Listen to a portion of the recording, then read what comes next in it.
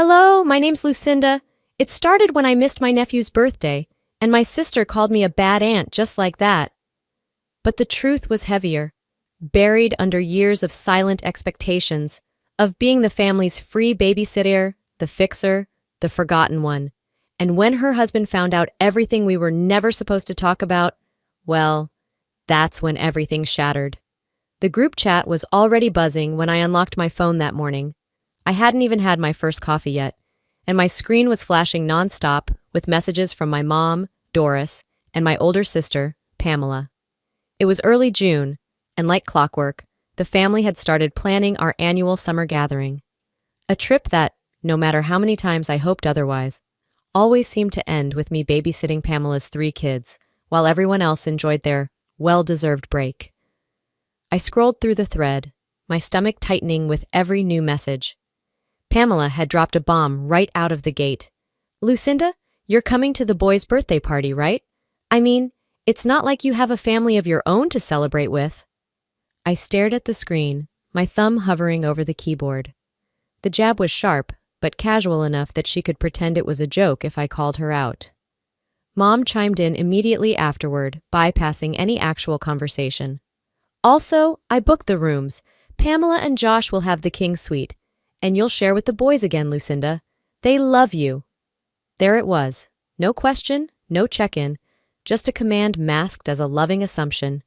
I wasn't even consulted about my sleeping arrangements, let alone asked if I wanted to spend my so-called vacation crammed in a room with 3 hyperactive 8-year-olds. A knot formed in my chest, hot and suffocating. Before I could even begin crafting a response, Pamela's next message popped up. "It's honestly sad you're not more involved with your nephews. They adore you.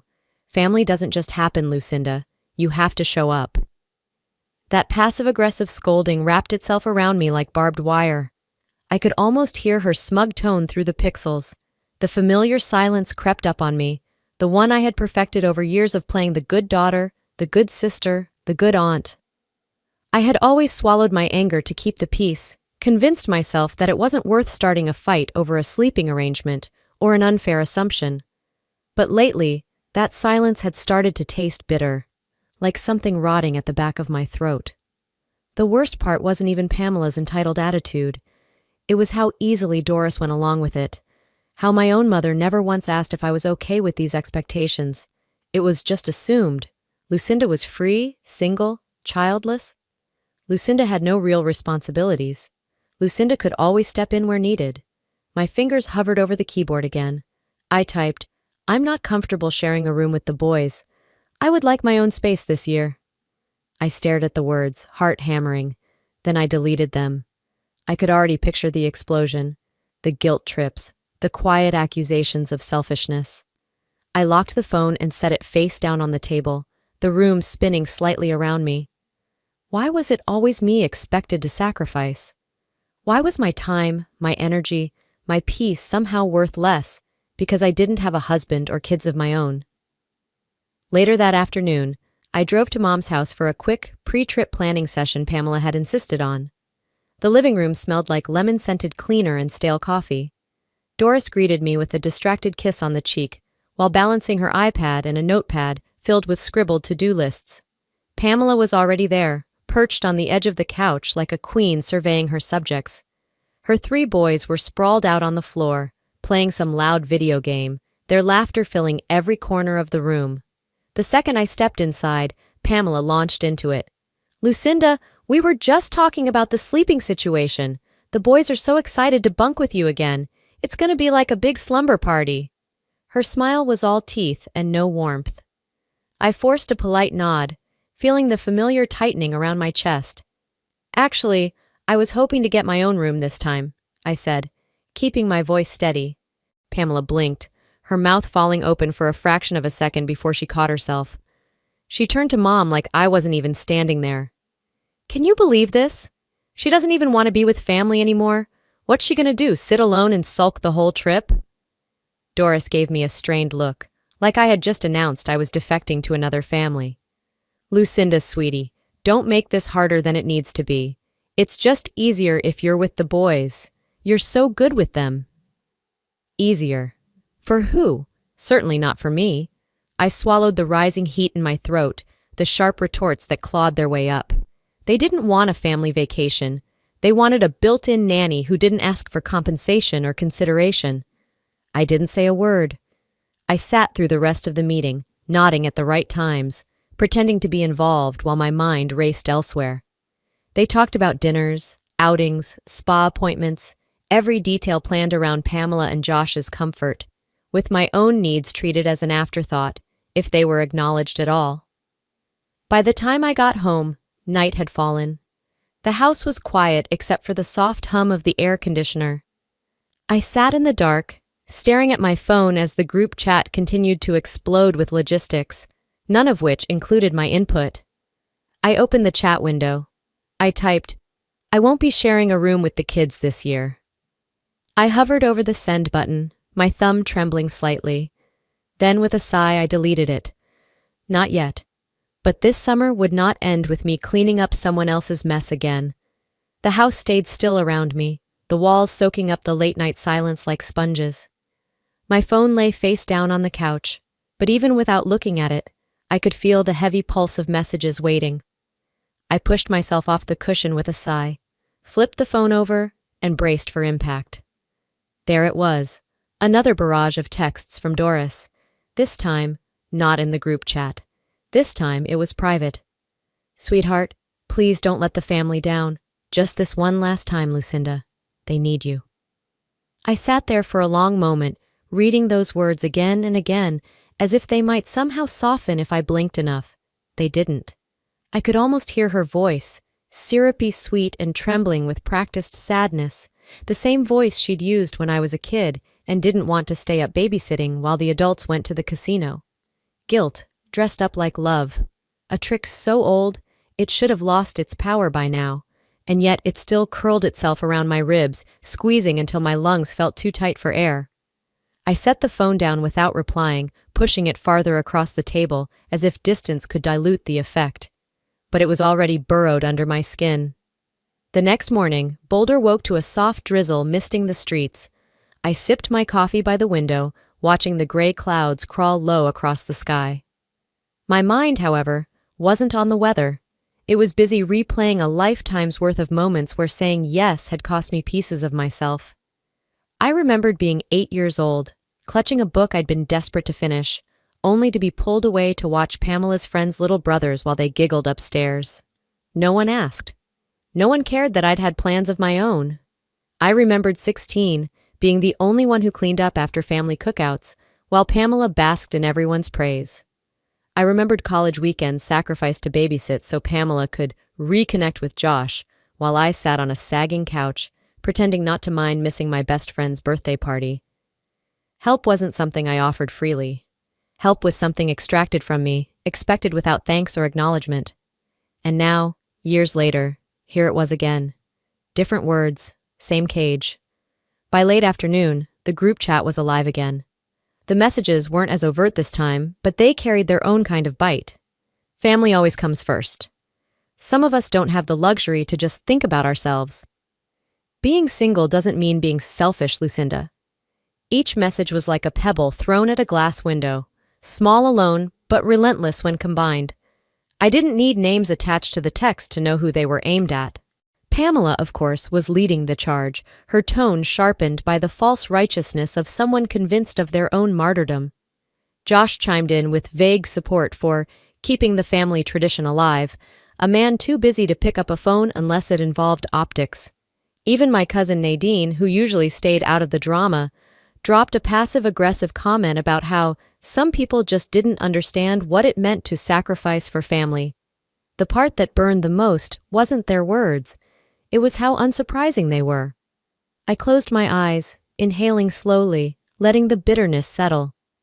If there was one lesson life had taught me over and over, it was that guilt was the currency my family used to keep me in line, and I had been their most profitable investment. That evening, I packed my suitcase with mechanical precision, folding clothes I wasn't sure I'd even wear.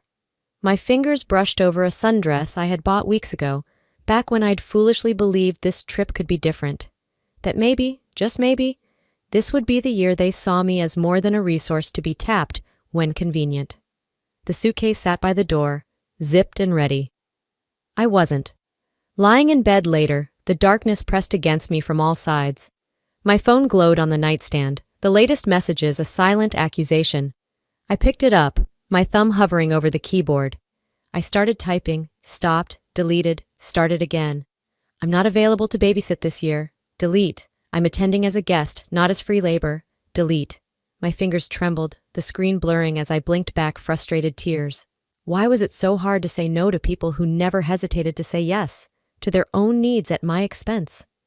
Maybe because somewhere deep down, I still wanted their approval, their acceptance, their recognition that I was part of the family, not just the infrastructure keeping it afloat. But as I lay there, staring at the ceiling fan spinning slow circles overhead, a colder realization slid into place. They were never going to see me differently. Not unless I made them. My fingers tightened around the phone, not with anger this time, but with a quiet, measured resolve. Maybe silence had been my mistake all along. 2 days later, the feeling hadn't faded. If anything, it had sharpened into something harder, more focused. It gnawed at me while I watered my plants on the back porch, while I filed designs at the studio, even while I tossed and turned at night, staring at the crack of moonlight spilling across my bedroom ceiling. I wasn't restless because I had doubts. I was restless because, for once, I had a choice, and it was terrifying. Saturday evening found me curled up on the worn leather couch in my living room, laptop balanced on my knees. The TV was on but muted, flickering light across the walls like ghostly dancers. I opened a blank document. For a moment, my hands hovered over the keyboard, uncertain. Then, without really planning it, the words started to pour out. I didn't name names. I didn't call anyone out directly. But I laid everything bare. The endless summers spent babysitting while Pamela went to day spas. The Christmas mornings where I cleaned up after everyone else's kids while my own coffee went cold. The guilt trips disguised as family love. Every small indignity, every overlooked moment, strung together into a truth I could no longer swallow.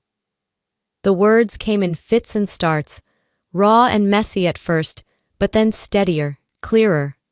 I didn't dress them up to make myself look better or them look worse.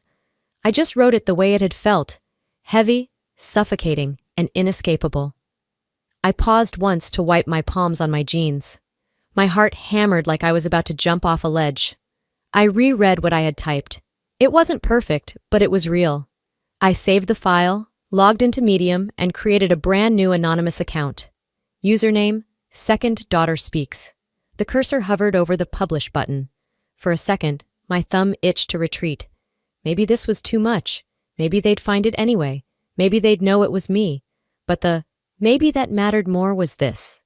Maybe it was time someone in this family finally told the truth. I clicked Publish. The post went live. I leaned back, breathless, half exhilarated, half terrified. The relief was immediate, like exhaling after holding my breath underwater for too long. At the same time, a sick twist of anxiety coiled low in my gut. I closed the laptop carefully, as if the whole thing might shatter if I moved too fast. The next morning I woke to the sound of my phone vibrating violently across my nightstand. I groaned, reaching blindly for it. 10 missed messages, 5 missed calls. And then the group chat, a flashing red badge practically screaming at me. I thumbed it open, still half asleep. The first message hit like a slap. Is this your idea of loyalty? Then another. How could you air our dirty laundry to the world? Disgusting! Pamela's rant was a wall of text too long to read in one breath, filled with accusations about betrayal, selfishness, and destroying the family's image. Doris's private text came next, soft where Pamela's had been sharp, but somehow cutting deeper. Honey, I thought you loved us. How could you humiliate your own family like this? I dropped the phone onto the bedspread, heart thudding. So, they had found it. Of course they had. Maybe I had even wanted them to. By noon, the texts became calls. The calls became voicemails. And the voicemails became threats wrapped in tearful pleading. You're tearing the family apart, Pamela shrieked in one voicemail, her voice cracked and furious. You think you're the victim here? Newsflash, Lucinda. You're the selfish one. You've always been the selfish one. Another voicemail came from Doris, her voice breaking in a way that made my stomach knot. Sweetheart, we're family. Family forgives each other. Family doesn't broadcast private matters to strangers. Take the post down, please, before it's too late. But something inside me had shifted. Something that refused to unhear all the times they'd conveniently forgotten my sacrifices, the way they'd weaponized my love for them against me. By nightfall, I sat alone in the living room, the laptop closed, my phone buzzing nonstop beside me. I didn't pick it up. I didn't answer the door when someone knocked. I didn't even turn on the TV. I just sat there in the dim glow of the single lamp, feeling the weight of the storm I had unleashed, and refusing for once to apologize for it. I whispered it out loud, tasting the words like a vow. For once I chose myself. Let's see what happens next. The morning after my quiet vow, the world outside my window looked the same. Calm, bright, deceptively normal. But inside my phone, a war had begun. I knew before even unlocking the screen, that gut feeling that only comes when something familiar turns hostile. 3 days had passed since I published the post on Medium. 3 days of silence broken only by a few furious voicemails, each one more desperate than the last. I thought maybe, just maybe, the worst had passed. I thought wrong. It started innocently enough. A ding from the family group chat while I was sipping coffee in my kitchen. Then another. And another. Curiosity won over caution, and I opened it. Pamela's message lit up the thread like gasoline on dry grass. Some people think it's okay to betray their own blood. Some people forget everything we ever did for them. Some people would rather play the victim online than be a real part of this family. The words weren't subtle. They weren't meant to be. She didn't use my name, but the accusation screamed louder than anything direct ever could. Cousin Nadine chimed in next, uncertain but eager to belong. It's sad when people think attention is more important than family. Even Doris, the woman who had once rocked me to sleep with lullabies, didn't defend me. Instead, she posted something worse, something colder. It's easy to forget your roots when you think you're better than the people who raised you. A fist clenched deep inside my chest, harder than anything their words alone could cause. They weren't just angry. They were rewriting the story, painting me as ungrateful, spoiled, disloyal. Pamela kept fueling the fire. Real family doesn't air dirty laundry to strangers. Real family works things out like adults. Guess some people never grew up. I put the phone down, pressing the heels of my hands into my eyes until the world behind my lids swam with stars. It wasn't about the post anymore. It was about punishing me for daring to speak, daring to step outside the neat, obedient role they had assigned me. Later that afternoon, the betrayal deepened. While reorganizing files in my home office, I overheard a phone conversation I wasn't supposed to hear. I'd cracked the window for some fresh air and, by pure chance, caught Nadine's voice floating up from the sidewalk below. She was pacing back and forth, phone pressed to her ear, tension thick in every step. Look, Pam, I don't know if she'll go for it. Lucinda's not the same anymore. No, I'm telling you, she's different. A pause. Nadine sighed, clearly uncomfortable. I'll try, okay? I'll tell her the kids miss her. Maybe that'll soften her up. But I'm not making promises. Pamela's voice was faint but furious through the speaker.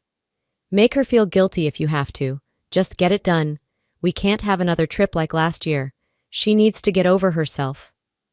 I stood frozen at the window, the Colorado breeze brushing against my face like a slap. So this was the plan. If public shaming didn't work, private manipulation would. Use someone I trusted to wedge open a door I had just fought to close. I let the curtain fall back into place and turned away, feeling something inside me finally settle. Not the way a wound heals, but the way a scab hardens to protect raw flesh. They hadn't changed. They never intended to. The betrayal wasn't just Pamela's anymore. It was Nadine's too. Doris's too. Maybe it had always been. For the rest of the evening, I moved through the house on autopilot, folding laundry, watering plants, setting out paperwork for tomorrow's client meeting. But underneath it all, a plan was taking shape. I wasn't going to yell. I wasn't going to beg. I wasn't even going to explain myself anymore. I sat at the dining table as dust spilled across the hardwood floors, phone resting heavy beside me, unanswered messages stacking up like a wall between who I had been and who I was becoming. This wasn't about winning their approval anymore. It was about reclaiming my dignity.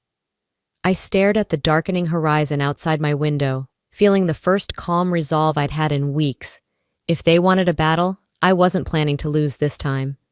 The next morning, I didn't wait for another passive-aggressive text to roll in. I didn't wait for another manufactured emergency to be hurled at me under the guise of family unity. I brewed my coffee with slow, deliberate motions, sat at the dining table with my phone in hand, and dialed. If they were going to hear from me, they were going to hear the real me this time, not the obedient echo of their expectations. Doris picked up after the second ring. Her voice was soft, syrupy, like she already knew she needed to sound sweet to get her way. "Lucinda, sweetheart, I'm so glad you called. We were just talking about how nice it'll be to have everyone together next week." I cut her off, my voice sharper than I intended, but without apology. "I'm not babysitting this year, Mom. I'm not staying in a room with the kids. I'm not sacrificing my vacation again." There was a pause, thick enough to taste. "You don't mean that," Doris said finally, her tone dipping into that familiar, wounded place that used to gut me like a fish. "You're just upset. You'll see it differently once we're all together." "No," I said, firm now, anchoring myself against the tide of guilt. "I'm serious. I'm not the family's backup plan anymore. You'll need to figure out childcare without me." Before she could respond, I added, "And Pamela needs to stop trying to manipulate Nadine into guilt-tripping me. It's over." Silence, brittle and stunned. Then a sharp intake of breath, the sound of someone realizing they've lost the control they thought was eternal. "We never wanted to make you feel—" Doris started, but I wasn't here for damage control. "You did. For years," I said quietly. "Maybe you didn't mean to, but you did, and it's stopping now." I hung up before the conversation could mutate into another one of those endless spirals where the villain became the victim. Setting my phone down, I breathed out slowly. My hands shook a little, but it wasn't fear. It was adrenaline. The aftershock of standing up when every fiber of me had been trained to sit down and stay silent. While I tidied up the kitchen, the group chat buzzed with a few half-hearted attempts at damage control. Doris sent a vague message about looking forward to the trip. Pamela sent a passive-aggressive emoji, a thumbs-up that somehow radiated hostility. But no one dared mention babysitting again. Later that afternoon, I logged onto Medium out of curiosity more than anything. I hadn't checked the post since the fallout began. To my surprise, there were hundreds of comments now. Stories from strangers who had been the good kid, the reliable one, the one taken for granted until they finally cracked. And buried among the comments was one that froze me mid-scroll. "If you're reading this and it sounds like your sister, you're not crazy. You're just the first one brave enough to say it out loud." The username wasn't anonymous. It was Ronald, Pamela's husband. I clicked on his profile, blinking hard to make sure I wasn't imagining it. He'd left another comment under a different reply thread. "Family doesn't mean using someone until they break. Sometimes the healthiest thing you can do for the people you love is refuse to be their crutch anymore." A shiver raced down my spine. Not fear this time, but something dangerously close to hope. Ronald saw it. He saw what I had been screaming into the void for years. And if he saw it, maybe others would too. The thought was both thrilling and terrifying. Change never came cleanly in our family. It came through friction, resistance, and often open warfare. But still, maybe this time I wasn't alone. The next few days passed in a strange, tense silence. The family group chat went from frantic to eerily still. No more guilt bombs, no more last-minute demands. Just a few stilted logistics about who was bringing which dish to the beach barbecue. I noticed the shift, subtle but unmistakable. Without my participation, the machine of obligation they'd built around me sputtered. They didn't know how to function without a designated fixer. Doris messaged me privately once. "We're all looking forward to seeing you. I hope you'll reconsider helping out, but if not, we'll make it work." It wasn't an apology, It wasn't even an acknowledgement, but it was a crack in the wall. The first sign that they were starting to understand that my no wasn't a phase or a tantrum or a ploy for attention. It was a boundary, a real one. Saturday night, after a day spent prepping for a client meeting, I sat back on the couch and stared out the window at the gathering dusk. My suitcase was already packed for the trip, but it wasn't filled with snacks for the boys or emergency changes of clothes this time. It was filled with what I wanted: books, hiking shoes, my sketch pad, things for me. As the last light faded, I let myself whisper one more truth into the empty room. This is only the beginning. The next morning, sunlight spilled through the blinds, casting long slats across my living room floor. I had barely slept, the words I whispered the night before still ringing in my ears. This is only the beginning.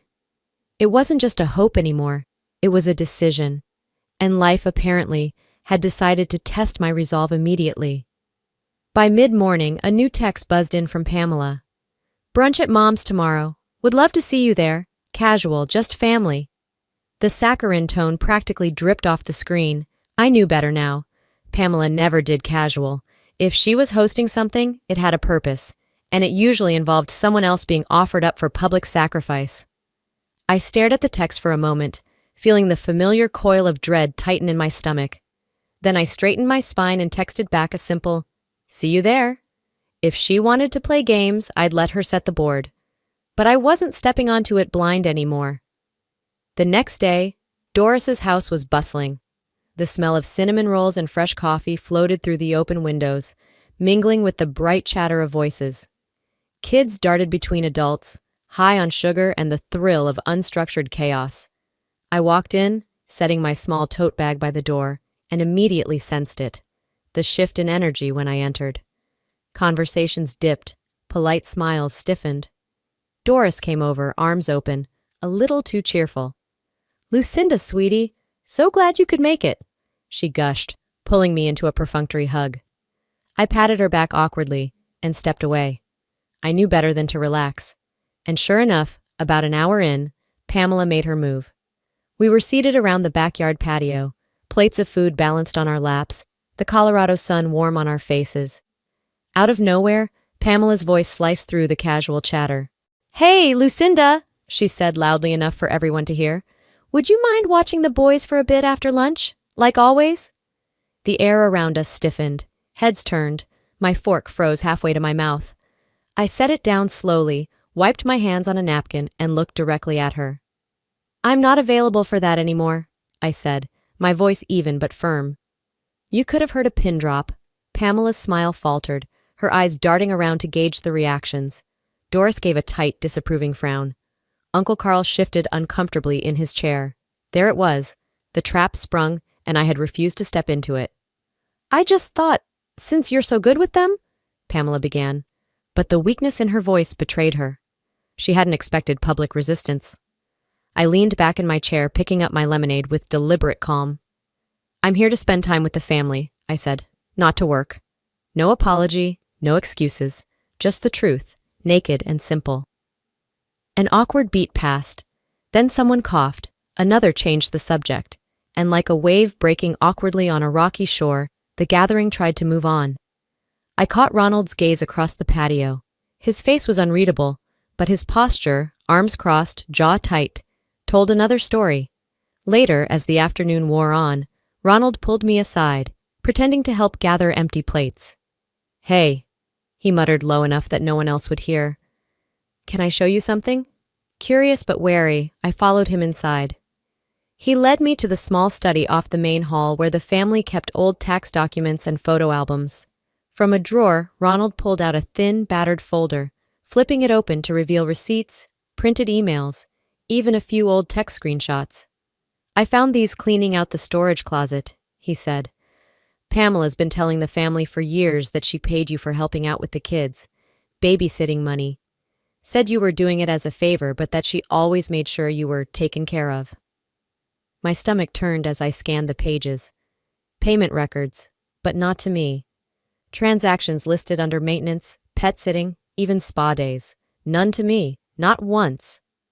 "She lied," Ronald said quietly, almost to himself. I didn't speak. I couldn't. The betrayal wasn't new, but the confirmation of it hit like a second betrayal all over again. And she made sure everyone thought you were just being dramatic, he added. That you were just ungrateful. I pressed my hand against the edge of the table, grounding myself against the sudden dizziness. Why are you showing me this? I asked, voice barely above a whisper. Ronald hesitated. Then he said, Because I was one of them. I believed her. I'm not proud of that. The admission hung between us, raw and heavy. You don't owe me anything, I said finally. I do, Ronald said simply. And maybe I can't undo all of it. But I can stop pretending I don't see it now. He closed the folder, his expression grim and resolved. If Pamela thinks she can silence this, she's about to be proven wrong. I stared at him, heart pounding. For the first time in this long, messy war, someone besides me wasn't looking away. And something deep inside me, the place that had curled in on itself for so many years, unfolded just a little. The real war hadn't even started yet. The next morning, the sky over Boulder was a dull, indifferent gray, as if the heavens themselves knew a storm was about to break. I woke early, restless, my stomach knotted in anticipation. Ronald's revelation still echoed in my mind, a heavy drumbeat that wouldn't let up. By noon, a message popped up in the family group chat, Pamela's name flashing at the top. Family meeting at Mom's. Everyone needs to be there. Important. No explanation. No pretense of casual brunch or friendly gathering. Just an order. I stared at the message, feeling a tightness grow in my chest. This wasn't a reconciliation. It was a trap, but I wasn't going to shy away from it. Not anymore. By 3 o'clock, I pulled up outside Doris's house. The driveway was already crowded. Ronald's truck, Pamela's SUV, Josh's beat-up sedan. Even distant cousins I hadn't seen in years were summoned, apparently. Inside, the living room had been cleared of its usual clutter. The furniture was pushed back to create an open circle of chairs, like some twisted therapy session. Pamela stood in the center, hands folded neatly in front of her like a courtroom prosecutor. Doris sat to one side, her arms crossed tightly over her chest, face drawn into lines of rigid disappointment. The others milled about awkwardly until Pamela clapped her hands once, sharply. Let's get started, she said. I sat down slowly, feeling the weight of every eye in the room. Pamela started off with a sickly sweet voice. We're here because there's been a lot of hurt lately, she said, glancing pointedly at me. And we need to clear the air for the sake of the family. I bit back a bitter laugh. They didn't want to clear the air. They wanted me to recant, to grovel, to erase my boundary and pretend none of it ever happened. One by one, they took turns. You've changed, Lucinda, Doris said, shaking her head like I was a misbehaving child. Family comes first. Always has, always will. It's not fair to make Mom feel like she failed you, Pamela chimed in, voice quivering with faux emotion. After everything she's done. Josh, who rarely spoke at these things, muttered, Maybe you just need to let go of old grudges. Nobody's perfect. It wasn't just words. It was a slow, relentless erosion, each guilt-laced comment designed to wear me down, make me doubt myself, push me back into the mold they had carved for me. But this time, I stayed still. I didn't interrupt. I didn't flinch. I let them say everything they needed to say. Every last drop of self-righteousness spilled out onto the carpet between us. When the room finally fell into expectant silence, I stood. I didn't shout. I didn't cry.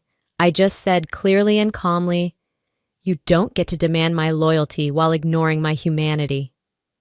The words landed like a slap across the face. Pamela's mouth opened and closed soundlessly. Doris looked like someone had dumped a bucket of cold water over her. I turned to leave, but before I could reach the door, Ronald stood up. Enough, he said loudly, his voice slicing through the thick air. Everyone turned, startled. You turned loving family into an obligation trap, Ronald continued, glaring directly at Doris. You made being a part of this family conditional, on obedience, on silence. Doris stiffened. Ronald, that's not fair. No, what's not fair is expecting Lucinda to sacrifice her life just so you can feel better about yours, he shot back. What's not fair is lying about what really went on for years and expecting her to keep playing along like some grateful servant. A shocked gasp rippled around the room. "How dare you?" Pamela started, but Ronald cut her off with a sharp gesture. "No, you don't get to cry family only when it benefits you. You don't get to rewrite history because it's inconvenient now." The room erupted into chaos. Voices overlapping, accusations flying like arrows across the circle. "You're tearing this family apart!" Doris cried.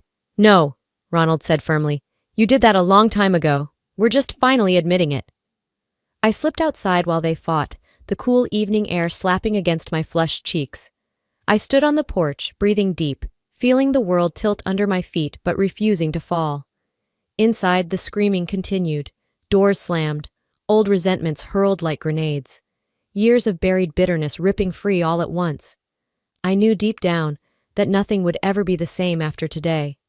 I leaned against the railing, staring up at the bruised sky above, whispering to no one. There's no going back now. The morning after the chaos, the air felt heavier, as if even Boulder itself was holding its breath. I woke before the sun had fully risen, my body stiff from a restless night spent replaying the confrontation in my mind. I sat at the kitchen table, nursing a cup of black coffee, when my phone buzzed against the wood. Ronald's name lit up the screen. A simple message.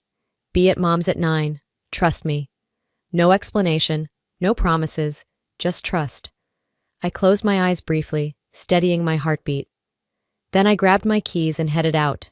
When I arrived, the atmosphere inside Doris's house was thick and brittle, like glass about to shatter. Doris stood rigid by the fireplace. Pamela sat on the sofa, legs crossed tightly, a fake calm pasted across her face. Ronald leaned against the far wall, arms folded, a man who had made up his mind and wasn't budging. Without waiting for permission, he strode to the center of the room and held up a manila folder, the same one he had shown me. He didn't waste time. "You have two options, Pamela," Ronald said, his voice sharp as a blade. "You fix this publicly, or I will." Pamela's mouth twisted into a sneer. "You're blowing this out of proportion." Ronald flipped the folder open, pulling out printed receipts, copies of texts, even screenshots from years past, meticulously collected proof of Pamela's manipulation. "You lied to everyone," Ronald said, raising his voice so no one could pretend they hadn't heard. "You told the family you were covering costs for Lucinda when you never paid her a dime. You guilted her into free labor, then painted her as selfish when she pushed back." Doris's face paled, her hand trembling slightly where she clutched her sweater. Pamela opened her mouth to object, but Ronald wasn't finished. "And if you think I'll sit back and let you spin more lies, you're dead wrong." Silence reigned, sharp and cold. After an agonizing pause, Pamela's shoulders sagged. She glanced around, seeing, perhaps for the first time, that even her longtime defenders were shifting uncomfortably in their seats. "Fine," she spat, her voice low. "I'll say what you want." Ronald's jaw tightened. "Not what I want. What's right?" He motioned toward the rest of the family, now awkwardly gathered, clearly dragged here on short notice but too curious or complicit to leave. Standing stiffly, Pamela cleared her throat. "I owe an apology," she said through clenched teeth, "to Lucinda for misrepresenting things and for putting unfair expectations on her. It wasn't heartfelt, it wasn't pure, but it was public, and in its own way, it was a dismantling of years of lies." I stood quietly, letting the words hang in the air without acknowledgement. I didn't need her apology to heal. I needed them to know I wasn't their scapegoat anymore. Pamela looked ready to bolt, but Ronald wasn't done. He stepped forward again, this time laying out the receipts on the coffee table for everyone to see. Dates, expenses, gaps between what was claimed and what was real. Josh whistled under his breath. Aunt Marcy's eyebrows shot up. Even Doris, ever the master of self-denial, looked rattled. "I thought you said Lucinda was reimbursed," Doris said, voice shaking slightly. Pamela's lips tightened. I might have exaggerated." "You lied," Ronald corrected. "Simple, brutal, true." The room seemed to sag under the weight of the exposed truth. Years of whispered doubts, small betrayals, and buried resentments surged to the surface, undeniable now. I didn't gloat. I didn't even smile. I just stood there, breathing it in, the heavy, messy liberation of it all. When Ronald finally closed the folder and tucked it under his arm, the meeting ended not with a bang, but a cold, stunned silence. People filed out quietly, no one quite meeting my eye. Not with anger, with shame, and that was enough. I walked slowly down the driveway, the morning sun warm on my face. My suitcase still sat in the trunk of my car, books and hiking shoes packed, ready to leave behind all the expectations that had weighed me down for so long. I didn't look back at the house. I didn't need to. I hadn't burned the bridge. I had just stopped holding it up. 2 weeks later, life hadn't magically transformed into a fairy tale, but it had settled into a quieter, more honest rhythm. The family had decided to hold another gathering, one of those let's move forward sessions that felt more like applying a band-aid to a wound that needed stitches. Still, I agreed to go, not because I believed a miracle would happen, but because showing up on my own terms mattered. When I pulled into Doris's driveway, I noticed right away how different everything felt. There was no buzz of chaotic energy, no desperate attempts to smooth over cracks, just a wary, waiting stillness. Inside, chairs had been arranged in a loose circle. It felt more like a support group than a reunion. Pamela stood up as soon as I entered. She looked smaller than I remembered, like someone who had finally been forced to carry her own weight for the first time. Her voice didn't tremble, and it wasn't dripping with fake sweetness either. For once, it was just plain, simple, tired. "I owe you an apology," she said, her eyes meeting mine without darting away. "A real one this time." The room held its breath. "I took advantage of you," she continued. "I lied. I made excuses.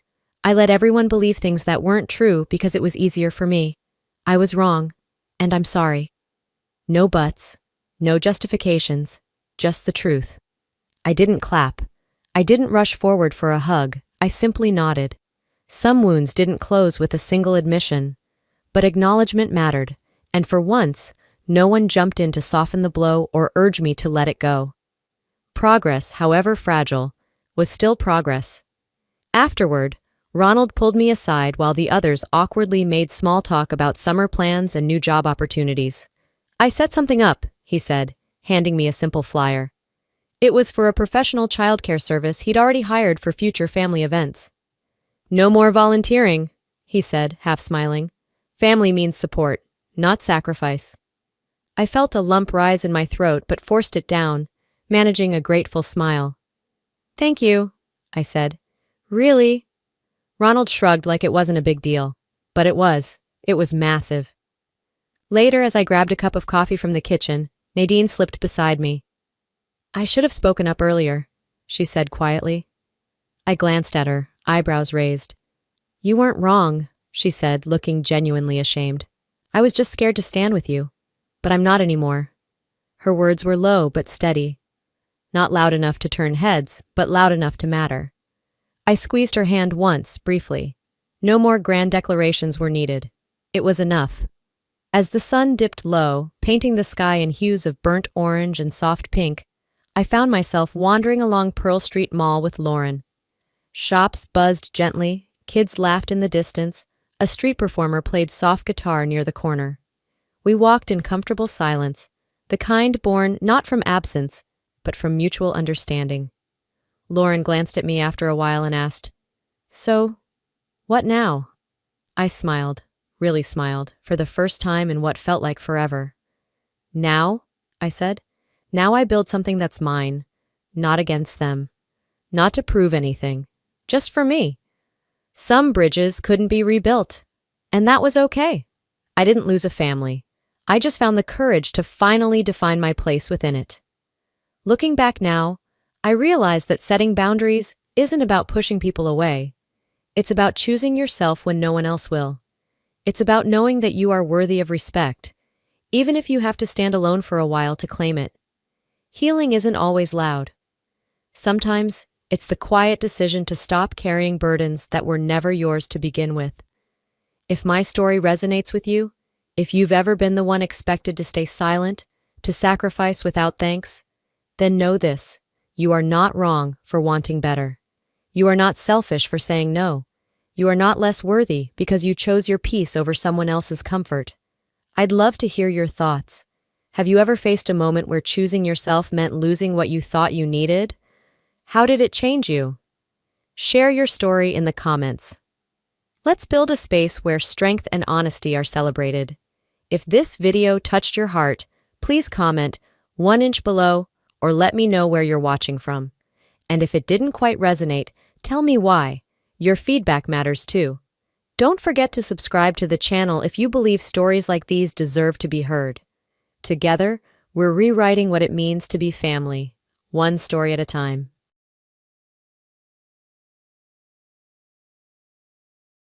Hi, I'm Elena, a graphic designer with a knack for turning everyday visions into vivid realities.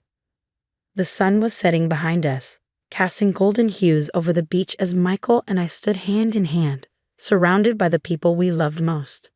The day had been nothing short of magical, with the air filled with laughter and the gentle hum of the ocean. "You look absolutely stunning, Elena," Michael whispered, kissing my hand as we turned to face our family and friends.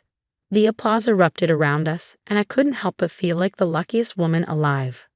As the evening progressed, the reception was in full swing, with guests dancing and the clink of glasses punctuating the lively music. Michael tugged at my hand, pulling me slightly away from the festivities. His expression was serious, a stark contrast to the joyous smile he had worn all day. "Elena, there's something important. Sarah's here tonight. I think it would be best if you apologize to her." "Apologize? Michael, why would I apologize to your ex on our wedding day?" I could feel my heart pounding, confusion quickly morphing into frustration. "It's just, there were things left unsaid, and it could give us all some closure." "Michael, this is our day. Why are we even discussing this now? Why is she here?" He looked away, the tension between us thickening. "She's a friend of the family, and it didn't seem right not to invite her. Just a few words, Elena, for my peace of mind." "Fine, if it means so much to you," I conceded, though resentment simmered beneath my calm facade. We approached Sarah, who stood awkwardly by the edge of the dance floor. "Sarah, Michael thinks it would be good if I said I'm sorry if there were any hard feelings from before," I said, each word heavier than the last. "Thank you, Elena. I wish you both the best," Sarah replied, her voice steady, though she avoided meeting my eyes. As we walked away, Michael squeezed my hand, thanking me, but the seed of doubt had already been planted. The rest of the evening, I found myself watching him, noticing how his eyes followed Sarah through the crowd. Later, when the music had slowed and the night was drawing to a close, I pulled Michael aside. "We need to talk about what happened earlier. Why did it matter so much for you to have me apologize to her today?" "Elena, it was just about making peace. Let's not ruin our night over this." "Making peace? On our wedding day? It felt more like you were still holding on to something from the past." "Elena, you're reading too much into this. Let's just enjoy our night, okay?" His dismissal stung, and as I watched him walk away to mingle with guests, a chilling realization dawned on me. This was not just about making peace, it was a sign of unresolved issues that Michael hadn't been honest about. As the final guests said their goodbyes and the night air cooled, my mind raced with doubts about the man I had just married. What was supposed to be the beginning of our happily ever after felt more like stepping into a carefully masked trap. I knew then that this was just the beginning, and I needed to find out the truth about Michael's feelings for Sarah, even if it meant unsettling the foundation of our new marriage. The following day, still grappling with the confusion of last night's events, I met up with a few friends over coffee, hoping they could shed some light on Michael's strange behavior. Why would Michael want me to apologize to Sarah, of all people, on our wedding day? I questioned, stirring my coffee more out of nervousness than need. "Elena, you know there was always something unfinished about how things ended with Sarah. Maybe he feels guilty," offered Lisa, always the one to play devil's advocate. "But guilty enough to ruin our wedding day? It just doesn't add up," I countered, feeling the frustration bubble up again. "Yeah, it's weird, but maybe he's just trying to clear his conscience," Tom chimed in, trying to sound neutral. Determined to confront Michael directly, I waited for him to return from work. As soon as he walked through the door, I knew we had to clear the air. "Michael, we need to talk about yesterday. Why did you insist I apologize to Sarah in front of everyone?" "Elena, I thought we agreed to move past this. I just wanted to smooth things over." "Smooth things over, or is there something else?" Are you still holding on to feelings for her? Come on, Elena, don't start. You're making a mountain out of a molehill. It's not just a small issue, Michael. You embarrassed me on what should have been the happiest day of our lives. Elena, I apologized, didn't I? Let's just let it go. No, I can't just let it go. There's something more here, and I need the truth. Our conversation was cut short when the phone rang. Michael answered, his face tensing as he listened. Watching him, I could tell it was Sarah on the line. He was careful with his words, casting quick glances my way. Elena, that was Sarah. She's going through a tough time and reached out for some advice. On our honeymoon, the coincidence is too much to bear. Elena, you know I've always been someone people find easy to talk to. But why must it be you? Can't she find someone else to confide in? Why are you so insecure about this? You're acting crazy. Crazy, am I? Or is it crazy to have your husband taking calls from his ex on our honeymoon? Elena, stop overreacting. You're letting your imagination run wild. Feeling neither heard nor respected, I decided to take matters into my own hands. The next day, I contacted Sarah directly and met her in a quiet cafe downtown. Sarah, I don't mean to intrude, but I need to understand why you're reaching out to Michael now. Elena, I'm sorry if it's causing trouble. He was a big part of my life, and there are things I'm still working through. But why now, Sarah? Why on our wedding day? I guess I hoped it would be closure, not just for me, but for Michael too. This is a closure, Sarah. It's stirring up more trouble. What exactly did you two not finish talking about? Elena, I don't think I'm the one you should be asking. The meeting left me with more questions than answers, feeling my resolve. I needed undeniable proof of whatever was happening behind my back. If Michael wouldn't give me the transparency I deserved, I'd find it myself. The gears were already turning for a plan to reveal the full extent of Michael's deceit. A plan that would need careful, calculated steps to execute. I couldn't let this slide. The doubts and secretive talks were too much. I called my friend Mia, who had always been my go-to in times of crisis. Mia, I need your help. It's about Michael and Sarah. Whatever you need, I'm here. I need to know what's really going on between them. I'm thinking of hiring a private investigator. Are you sure about this, Elena? That's pretty serious. I've never been more sure of anything. Can you recommend someone? Actually, yes. I know someone discreet and effective. I'll send you his contact. The private investigator was a man of few words but came highly recommended. Rick assured me he could get the evidence discreetly and quickly. We met in a dimly lit cafe where I laid out what I needed. I want to know how often they meet, texts, calls, everything. Understood. I'll get you what you need. The days that followed were a mix of anxious waiting and acting normal around Michael. Finally, Rick called. I have something for you. We met again, and he handed over a folder filled with photos, text message logs, and call records. The evidence was damning: secret meetings, daily texts, and more. It's as you suspected, they've been in frequent contact. Armed with the truth, I decided it was time for everyone else to know. I planned to expose Michael at our upcoming anniversary party. Mia was pivotal in orchestrating the event so that all our close friends, including some of Sarah's, would be there. The night of the party, the air was charged with tension, at least for me. Michael was his usual charming self, unaware of the storm about to break. As we gathered everyone for a toast, I took a deep breath. This was it. Thank you everyone for being here today. There's something important I need to share. I turned to Michael, holding up the photos. Can you explain these, Michael? Why have you been meeting Sarah secretly?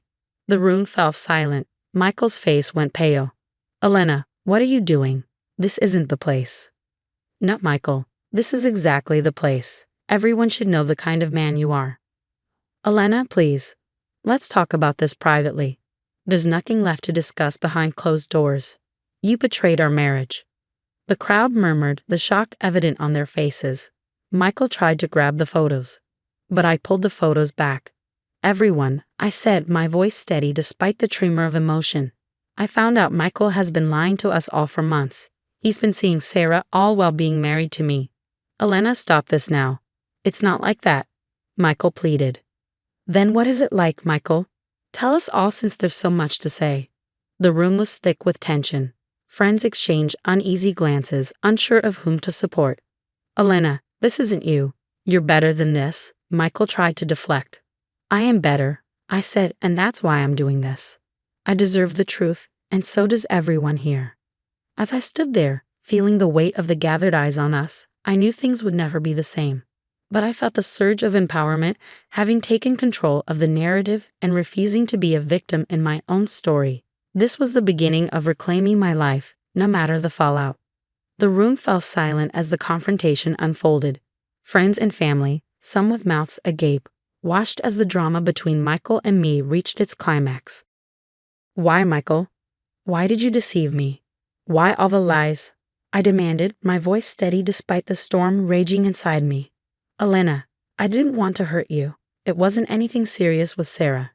I was confused and I made a mistake," Michael stammered, his voice a mix of desperation and regret. "A mistake? Secret meetings, countless texts and calls are a mistake. You humiliated me on our wedding day, Michael. This wasn't just a lapse in judgment. Please, Elena, I love you. I never wanted to lose you, but you chose to betray me. How can there be love where there is no trust?" The room echoed with uneasy whispers. Our friends exchanged looks of disbelief and pity. "I thought we could get past this. I thought we could start over," Michael pleaded, reaching for my hand. "Start over after everything?" "No, Michael. It's too late. I can't just pretend nothing happened." As I pulled my hand away, Mia stepped forward. "She's right, Michael. You can't just play with people's feelings and expect no consequences. Elena deserves better." Supportive nods from others in the room bolstered my resolve. This wasn't just my battle anymore. It was a stand for respect and truth. Turning back to Michael, I took a deep breath. "This is over, Michael. I deserve a life filled with genuine love and respect, not deception and heartache." With that, I walked away, the murmurs of support following me as Michael stood there, a figure of solitude and regret. In the days that followed, the reality of my decisions sank in. It was daunting yet liberating. The path ahead was unclear, but it was mine to shape. I was no longer bound by Michael's deceit or the shadow of a relationship built on lies. I began channeling my energies into my passion for design, taking on new projects that challenged and excited me. My nights were no longer about what-ifs, but about the joy of creating, transforming blank canvases into expressions of my inner strength. Life was different now, quieter but more authentic. I had found a new community of friends who valued and respected me, and every day was a step toward healing and growth. Standing by the ocean one evening, the breeze gentle and reassuring, I realized that this was not just an end but a beginning, a chance to embrace who I was and who I could become. No longer defined by someone else's actions, I was free to be unapologetically Elena, strong, creative, and undeterred by the past. That brings us to the end of Elena's tumultuous journey. Now, here's a question for all of you. Should personal issues, like past relationships, ever be brought into new commitments, especially something as serious as marriage? Where should one draw the line between past loyalties and present commitments? This story unfolded with every secret revealed, leading to drastic decisions. What's your take on balancing personal history with current relationships? I'd love to hear your thoughts and stories in the comments below. Your insights not only enrich our community, but also help others who might be facing similar situations. Don't forget to like this video if you found Elena's story compelling, and subscribe to stay updated with more narratives that stir the mind and challenge our hearts. Your interaction means the world to us, and we're eager to see how you feel about this complex intersection of love, trust, and past connections.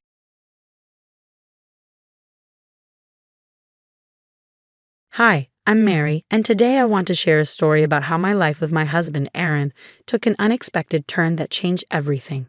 Our lives were pretty simple. We both worked from home, enjoying the peace and routine we had built together. It was just the two of us until one day, Aaron's sister, Karen, showed up unannounced with her daughter, Teresa. It wasn't the first time Karen had dropped Teresa off for a few hours, but this time marked the beginning of a new chaotic chapter in our lives. "Hey, I'm really caught up with some things. Can Teresa stay with you today?" Karen asked, her voice rushed as she barely waited for a response.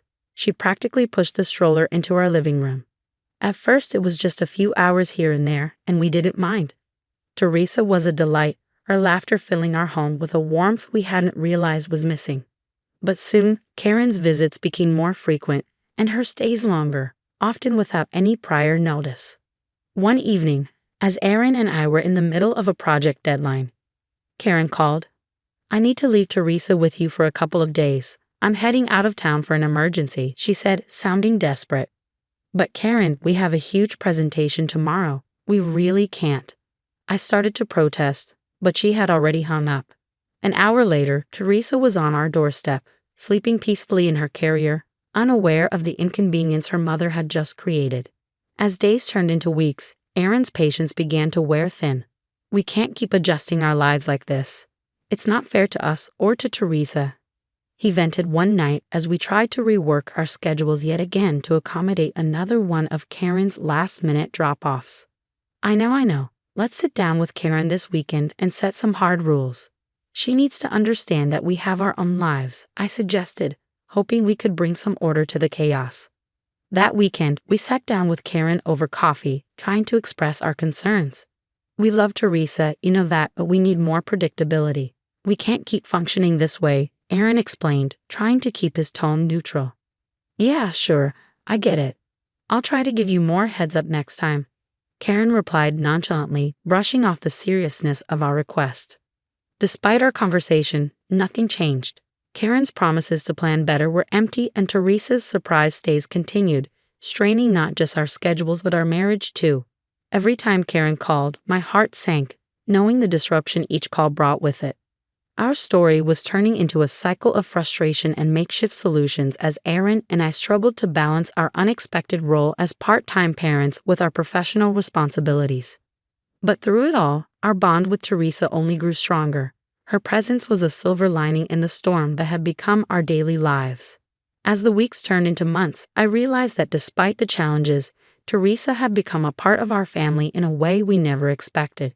But little did we know, the real storm was yet to come, one that would test us in ways we couldn't imagine. We were wrapping up at a conference when my phone exploded with notifications, frantic texts from our neighbor, and several missed calls from an unknown number. My stomach sank as I stepped outside to call back. "You need to come home now. There's a serious situation with Teresa." Our neighbor's voice trembled through the phone. Aaron and I rushed home, our minds racing with worst-case scenarios. As we pulled up, our usually quiet street looked like a scene from a drama show, with police cars and a social services vehicle parked outside our house. My heart dropped. "What's going on?" "We're Teresa's aunt and uncle," Aaron said as we approached the officer in charge. "We received a call about a child left unattended. Can you explain why the child was alone?" The officer questioned sternly. Before we could answer, Karen burst through the crowd, her face a mix of panic and anger. "This is all a misunderstanding. I just left her for a little bit. They're always home." "Karen, what were you thinking? We were at a conference. We told you," I said, trying to keep my voice steady despite the anger bubbling inside. The social worker stepped forward, her expression serious. "We need to sort this out properly. It's clear there's been neglect." "No, you don't understand. Teresa is not our child." "We didn't even know Karen was going to drop her off today," Aaron interjected, his voice firm. The social worker took notes while the police talked amongst themselves. Karen stood there, shifting from foot to foot, her usual defiance replaced with a nervous twitch. "Look, we take care of Teresa a lot, but there was no arrangement for today. Karen knows we have professional commitments," I explained, hoping to shed some light on the chaos. The officer nodded. "We'll need to verify all these details. For now, we need to ensure Teresa is safe." As they spoke, I couldn't help but I glanced over at Teresa, who was being held by another officer. Her small face was filled with confusion and fear, and my heart ached to see her like that, caught in the middle of an adult mess. After hours of discussions and calls, the immediate crisis was diffused. The officers and social worker eventually left, but not before making it clear that a follow-up visit was on the horizon. Karen apologized half-heartedly before leaving, but the damage was done. "I can't believe she just left Teresa like that. What if something had happened?" Aaron said, his face etched with worry after everyone had gone. "We need to do something, Aaron. We can't let this happen again. Teresa could have been seriously hurt," I replied, my mind racing with the implications of the day's events. "Yeah, we need legal advice. We have to protect Teresa, and frankly, ourselves too." This can't go on, Aaron agreed, his usual calm demeanor replaced by a resolve I hadn't seen before. As we settled back into the quiet of our home, the events of the day replayed in my mind. It was clear that our informal arrangement with Karen had to end. For Teresa's sake, and for our peace of mind, we needed a solid plan, one that would ensure her safety and our legal protection. But as I watched Teresa sleeping peacefully in her temporary crib, unaware of the turmoil around her, I knew this was just the beginning of a long and complicated journey. "We need to talk about Teresa's future," Aaron said as we met with a family lawyer the following week. "We're considering foster care or even adoption if that's what's best for her." The lawyer nodded as she sorted through some papers. "Given the circumstances, fostering is a viable option, but you'll need to start the process formally. There's a lot involved: home visits, background checks, and several court dates." "Whatever it takes," I replied, determination settling in. The thought of Teresa being anywhere but safe was unbearable. Meanwhile, Karen's visits dwindled as her own issues mounted. When she did show up, the tension was palpable. "Why are you doing this? You're trying to take my daughter," Karen accused during one of her increasingly rare and heated visits. "It's not about taking anyone. It's about what's best for Teresa. You're her mother, Karen, but you can't even tell us when you'll pick her up or drop her off." Aaron countered, frustration bleeding through his measured tone. "I'm her mother. You think you can do this better than me?" Karen's voice cracked, a mix of anger and despair. "We are doing this because we have to, Karen.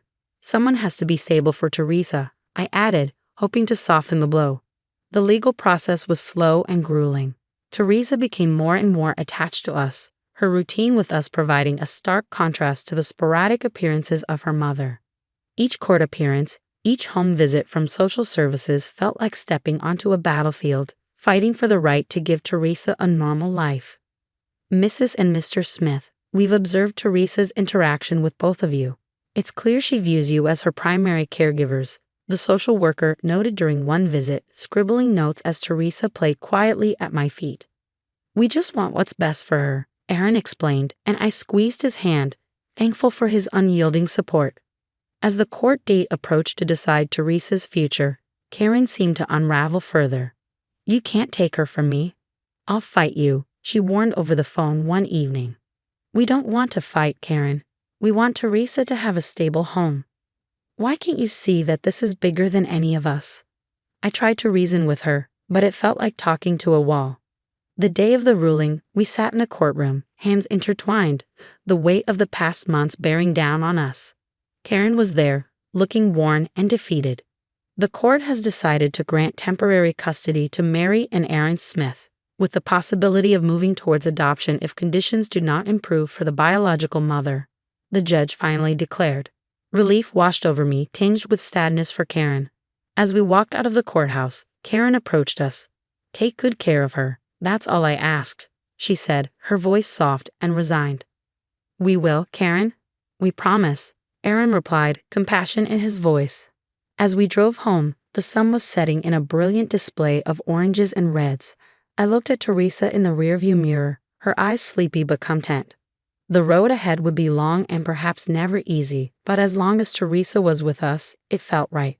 Her laughter filled the car, a sound now as essential as air, and in that moment I knew we had made the right decision, no matter how hard it had been to get there. "Let's get this room fixed up for Teresa. She deserves a space of her own," Aaron said as we surveyed the guest room, now destined to become Teresa's nursery. Paint samples and fabric swatches were spread out on the floor, a kaleidoscope of potential. "I think she'd love this sunshine yellow. It's bright and happy, just like her," I suggested, holding up a swatch. Aaron nodded, and we set to work transforming the room into a haven for Teresa, assembling furniture and decorating the walls with cheerful decals. As we worked, our conversations often drifted to Karen and how we could facilitate a healthy relationship between her and Teresa. "It's important for Teresa to know her mother, no matter what's happened," I mused, smoothing down a decal. "Absolutely. I'll reach out to the social worker and set up a schedule for supervised visits. We need to ensure it's structured and safe," Aaron agreed, his voice firm but thoughtful. The first supervised visit was set for the following week at a local park. Karen arrived looking nervous but hopeful. Teresa ran toward her, a small giggle escaping as she flew into her mother's arms. "It's good to see you, Teresa," Karen whispered, hugging her tightly. "I've missed you so much." "We've set up some ground rules, Karen. It's important that these visits are positive for Teresa," I said, watching them closely. "I understand. I don't want to cause any more trouble. I just want to be part of her life, even if it's like this," Karen replied, her eyes not meeting mine. As they played, Aaron and I discussed our approach moving forward. "We should keep these visits regular but always supervised. Maybe over time, we can revisit the terms." "Agreed, but for now, we need to keep control," I said, watching Aaron's gaze linger on Teresa and Karen, who were now laughing together. "Let's just see how these visits go. We can adjust as needed," Aaron responded thoughtfully. Over the next few months, the visits became a routine part of our lives. Karen seemed to stabilize somewhat, her interactions with Teresa growing more natural, yet the shadow of past events lingered as a reminder of the boundaries we had set. During one visit, Karen appeared more upbeat than usual. "I've been taking some classes and I'm trying to get a better job. I want to be someone Teresa can be proud of," she shared during a quiet moment. "That's great to hear, Karen. It's good for Teresa to see you working to improve things," I acknowledged, feeling a cautious optimism. As the year progressed, Aaron and I revisited the arrangement. "Do you think we should start allowing Karen a little more leeway with the visits?" I asked one evening, considering Karen's progress. "Maybe," Aaron replied, always cautious. "Let's discuss it with a social worker and see what she thinks. Karen has been doing well, and it might be time to test slightly relaxed conditions." With each step, whether painting a nursery or navigating the complexities of supervised visits, Aaron and I found our rhythm in this new life. Despite the challenges, or perhaps because of them, our family felt stronger, more resilient. Teresa's laughter had become the heart of our home, and every decision, every effort was made to nurture that sound. As we moved forward, cautious yet hopeful, I knew that no matter the complexities of the past, our future was something we could shape into something beautiful, for Teresa and for us. "Can you believe how fast Teresa is growing up? She's reading already," Aaron marveled, watching Teresa curled up in a corner of her room, absorbed in a picture book. "It's amazing. She's like a little sponge, soaking up everything," I replied, my heart swelling with pride at her eagerness to learn. At one of our family barbecues, Karen arrived a bit early to help set up, a sign of how much she had changed over the years. "You know, Aaron, Mary, I can't thank you enough for what you've done for Teresa. Seeing her so happy and healthy, it means the world to me," Karen said, handing her a stack of plates to set on the table. "We're glad you're here too, Karen. It's been good for Teresa to have you in her life in a way that's healthy for everyone," Aaron said. "Hey Mom, look what I drew at school today." Teresa ran over, waving a colorful drawing of our family, including Karen. "That's beautiful, sweetie. You included everyone." I praised her, and she beamed with joy. "Yeah, I wanted it to have all the people I love," Teresa explained, pointing at each figure she had drawn. As the afternoon waned, Karen sat down next to me, watching Teresa play with her cousins. "She's really thriving with you.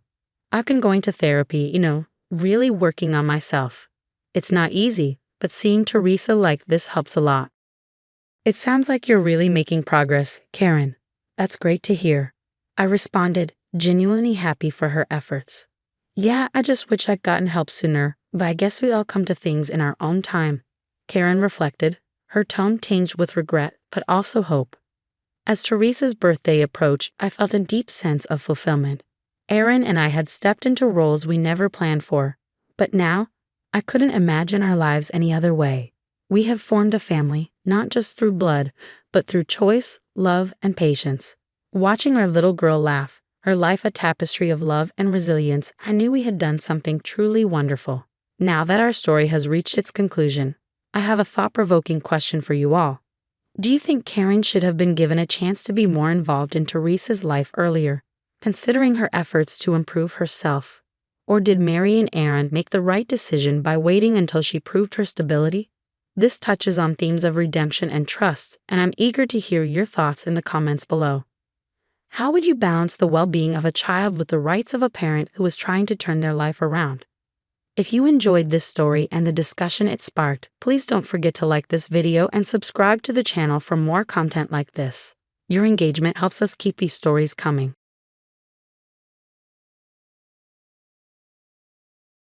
Hey everyone, I'm Olivia. I'm 17, top of my class, and completely obsessed with art and history. My roots covered in posters of Roman architecture and Renaissance paintings. Yeah, I'm that kid. Olivia, dinner's ready. My mom's voice echoed up the stairs.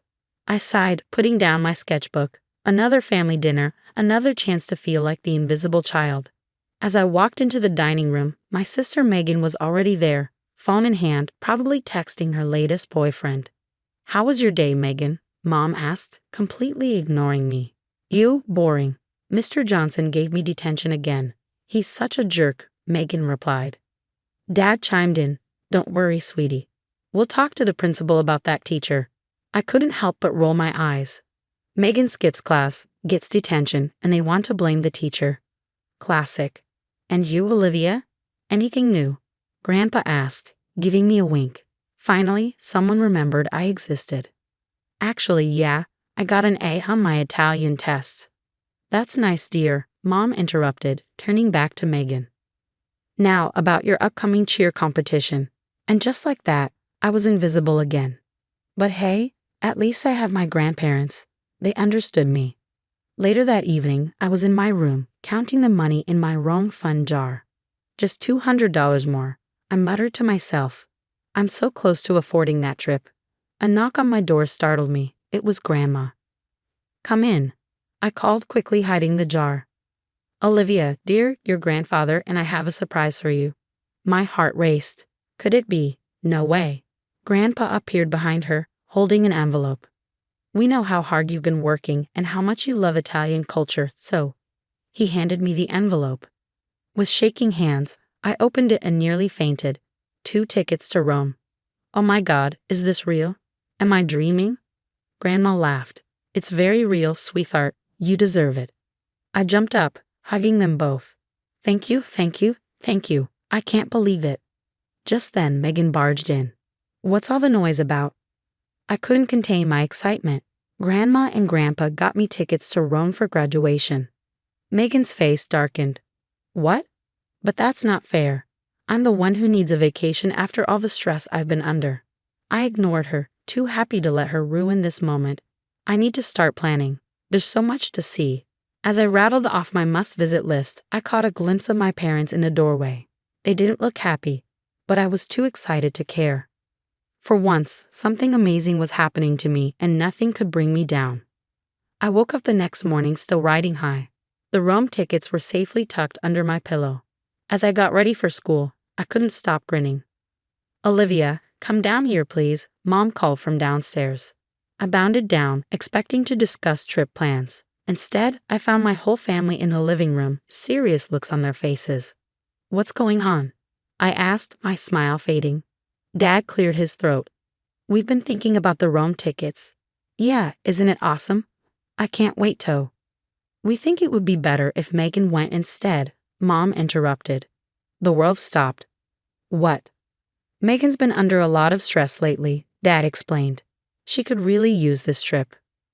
I turned to my grandparents, hoping for support. They looked as shocked as I felt. "But those were my tickets," I stammered. "Grandma and Grandpa gave them to me." Megan smirked. "Don't be selfish, Olivia. You know I need this more than you." "This isn't right," Grandpa interjected. "We gave those tickets to Olivia as a reward for her hard work." Mom sighed. "Dad, you don't understand. Megan's been struggling. This could really turn things around for her." "And what about Olivia?" Grandma demanded. "What about her dreams?" "She'll be fine," Dad waved off. "She's always fine." The argument escalated. Voices raised, accusations flew. I stood there numb as my dream crumbled around me. "Fine," I finally said, my voice barely a whisper. "Take the stupid tickets." I ran upstairs, slamming my door. Tears streamed down my face as I collapsed on my bed. How could they do this to me? The next few days were a blur. I went through the motions at school, avoided family dinners, and spent most of my time locked in my room. One afternoon, as I was mindlessly scrolling through my phone, I overheard my parents arguing in their room. "We can't keep doing this, John," Mom hissed. "The credit cards are maxed out, the bank's calling about the mortgage." I know, but what choice do we have? We can't let Megan's mistakes ruin her future. My ears perked up. Mistakes. What mistakes? Maybe if we dip into Olivia's college fund again. I gasped, then quickly covered my mouth. My college fund.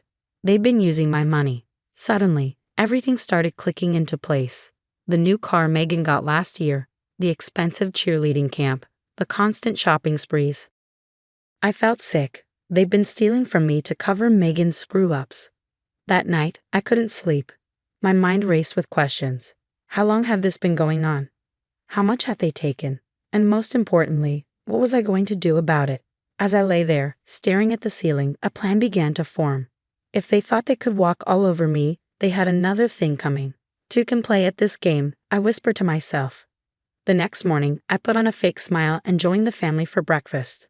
Megan was babbling about her upcoming Rome trip. I'm thinking of extending my stay, she said casually. Maybe hit up Paris too. Mom and Dad exchanged worried glances. I bit my tongue, storing away this information. As I headed out for school, I made a detour.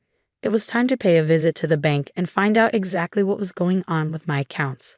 The game was on, and I was playing to win. The bank visit was a real eye-opener. My college fund was practically empty. It was time to call in the big guns. Jake, I need your help, I said, cornering my best friend at his locker. What's up, Liv? You look like you've seen a ghost. I lowered my voice. I need you to hack into my parents' financial records. Jake's eyes widened. Whoa, that's heavy. What's going on? I spilled everything, the Rome tickets, the overheard conversation, the empty college fund. Jake listened, his face growing more serious by the second.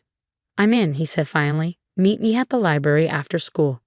For the next week, Jake and I spent every free moment digging into my family's finances.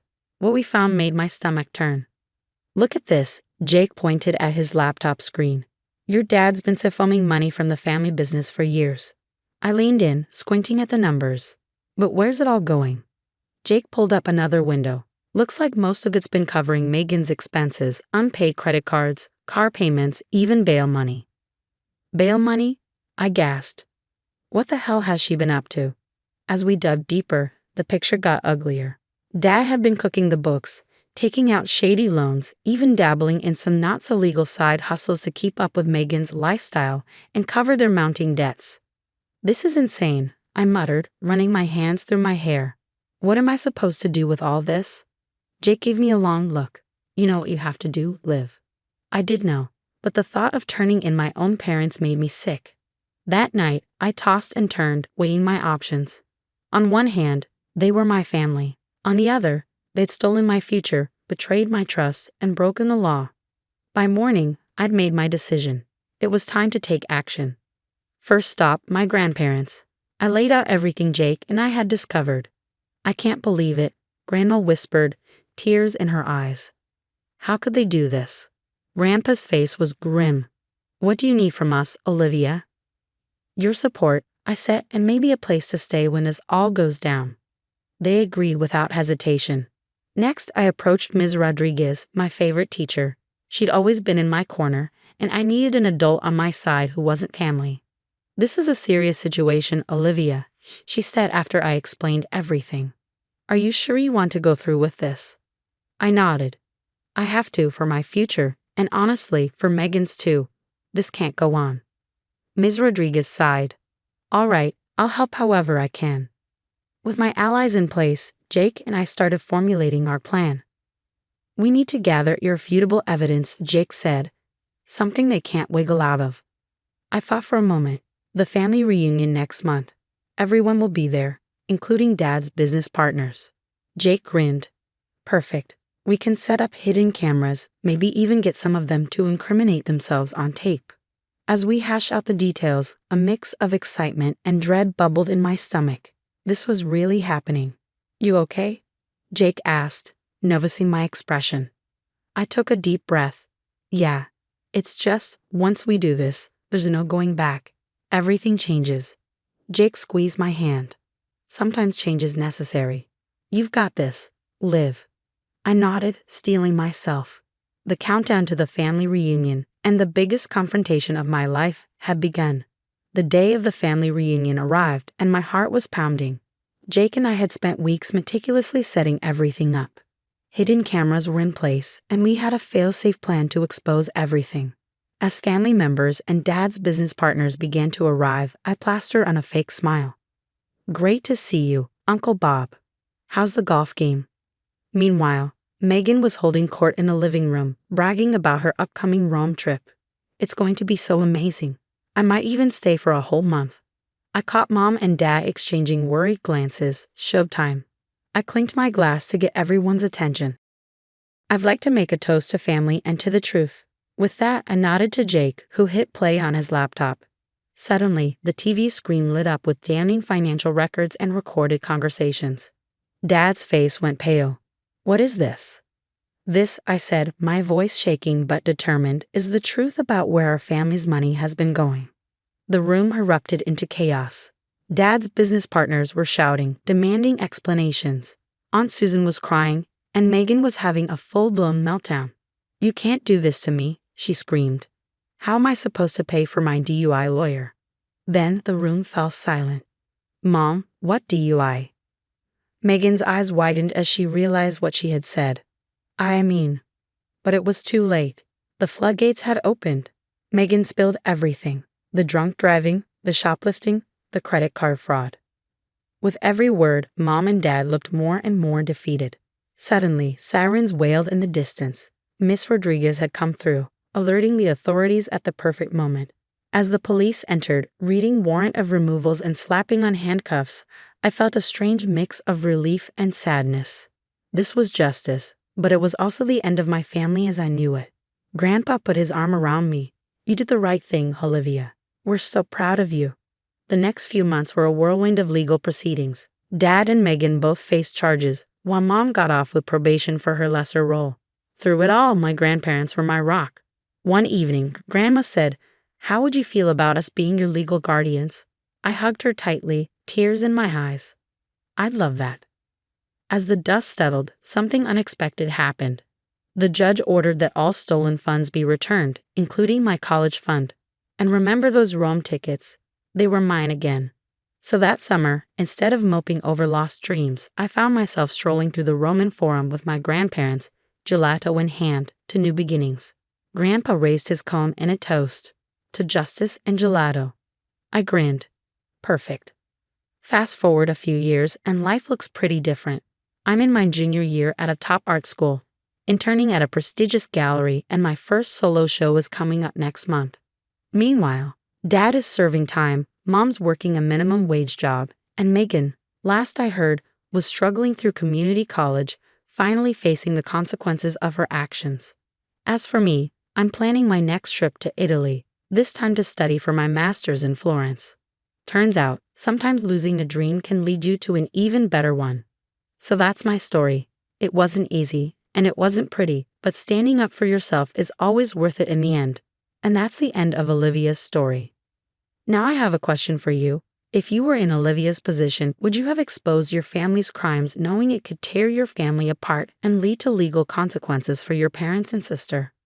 Or would you have kept quiet to protect your family even at the cost of your own future? Share your thoughts in the comments below. Your perspective could help others facing difficult ethical dilemmas. If this story of justice and standing up for yourself resonated with you, don't forget to hit that like button for more compelling stories of revenge and personal triumph. Subscribe to our channel.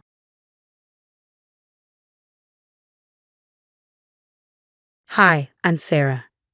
Jenna had always been meticulous about details, but when she declared her wedding an adults-only event, it threw a wrench into what I had assumed would be a straightforward family celebration. Michael and I never expected our little Emily to be at the center of such a controversial decision. "Can you believe this?" I muttered as I reread Jenna's text. It wasn't just any text, it was a demand, clear and uncompromising. Michael leaned over, his eyes scanning the bright screen of my phone. "It's her wedding, Sarah. Maybe we should just respect her wishes," he suggested, always the one to keep the peace. "But it's Emily's aunt. She should be there. It's a family event, isn't it?" My voice cracked as frustration bubbled up. Michael sighed, running a hand through his hair. "She says she wants a sophisticated atmosphere, cocktails, speeches that might not be suitable for kids. Maybe it's not that unreasonable. I shook my head, unsatisfied. It's not just about the wedding, Mike. It's about her always pushing our family aside. Remember last Christmas when she conveniently forgot to invite us to her holiday party? Yeah, but that was. And what about her birthday last month? She invited every cousin but us. I cut him off, not wanting to hear the excuses. Michael didn't respond immediately, his expression showing his attempt to find a diplomatic answer. Look, I know it seems bad, but maybe this is just Jenna being, well, Jenna. That's exactly the problem, Michael. It's always just Jenna until someone gets hurt. This time it's Emily. I paused, feeling the weight of my words. Emily was young, sure, but she understood when she was being left out. Mommy, why can't I go to Aunt Jenna's wedding? Did I do something wrong? Emily's small, unsure voice came from the doorway. She clutched her teddy bear, her eyes wide and worried. Sweetie, no, you didn't do anything wrong. I knelt down, pulling her into a hug. This has nothing to do with you. It's just adults being overly complicated. But I can be quiet. I can be good, she bargained, breaking my heart. I stroked her hair, looking over her head at Michael, who watched us with a pained expression. We'll have our own party here, okay? Just as fun. Emily nodded slowly, not entirely convinced but mollified for the moment. This isn't right, Michael. It's not just about a party or a wedding. It's about Jenna treating our family like we're optional. I'm tired of making excuses for her behavior. Michael was quiet for a long moment before finally nodding. What do you want to do then? Confront her? Not yet. I think we need to talk to the others, see if they feel the same way. Maybe if we're united, Jenna will realize she can't just dismiss her family. And if she doesn't, at least we'll know where we stand. But either way, I'm not letting this slide, not anymore. As Michael and I planned our next steps, I couldn't help but feel a mix of dread and determination. I loved Jenna, she was family, but it was time to address the growing rift her actions were causing. It wasn't just about an adults-only wedding anymore. It was about ensuring our family didn't fragment under the weight of unspoken tensions and unresolved grievances. We had barely put the issue of the adults-only wedding behind us when a new message from Jenna pinged my phone. Our list of demands for the wedding attendees was growing bizarre by the day. I read the latest update aloud. Now she wants everyone to wear black or white. No exceptions. Even the children invited to the reception have to adhere to this. Michael raised an eyebrow. Isn't that a bit much? It's a wedding, not a gala. And get this, she's also banning anyone from wearing heels higher than 3 inches, claiming it'll ruin the aesthetic of her photos. That's controlling. Michael's voice was flat, his usual patience with Jenna wearing thin. I nodded, scrolling through more messages.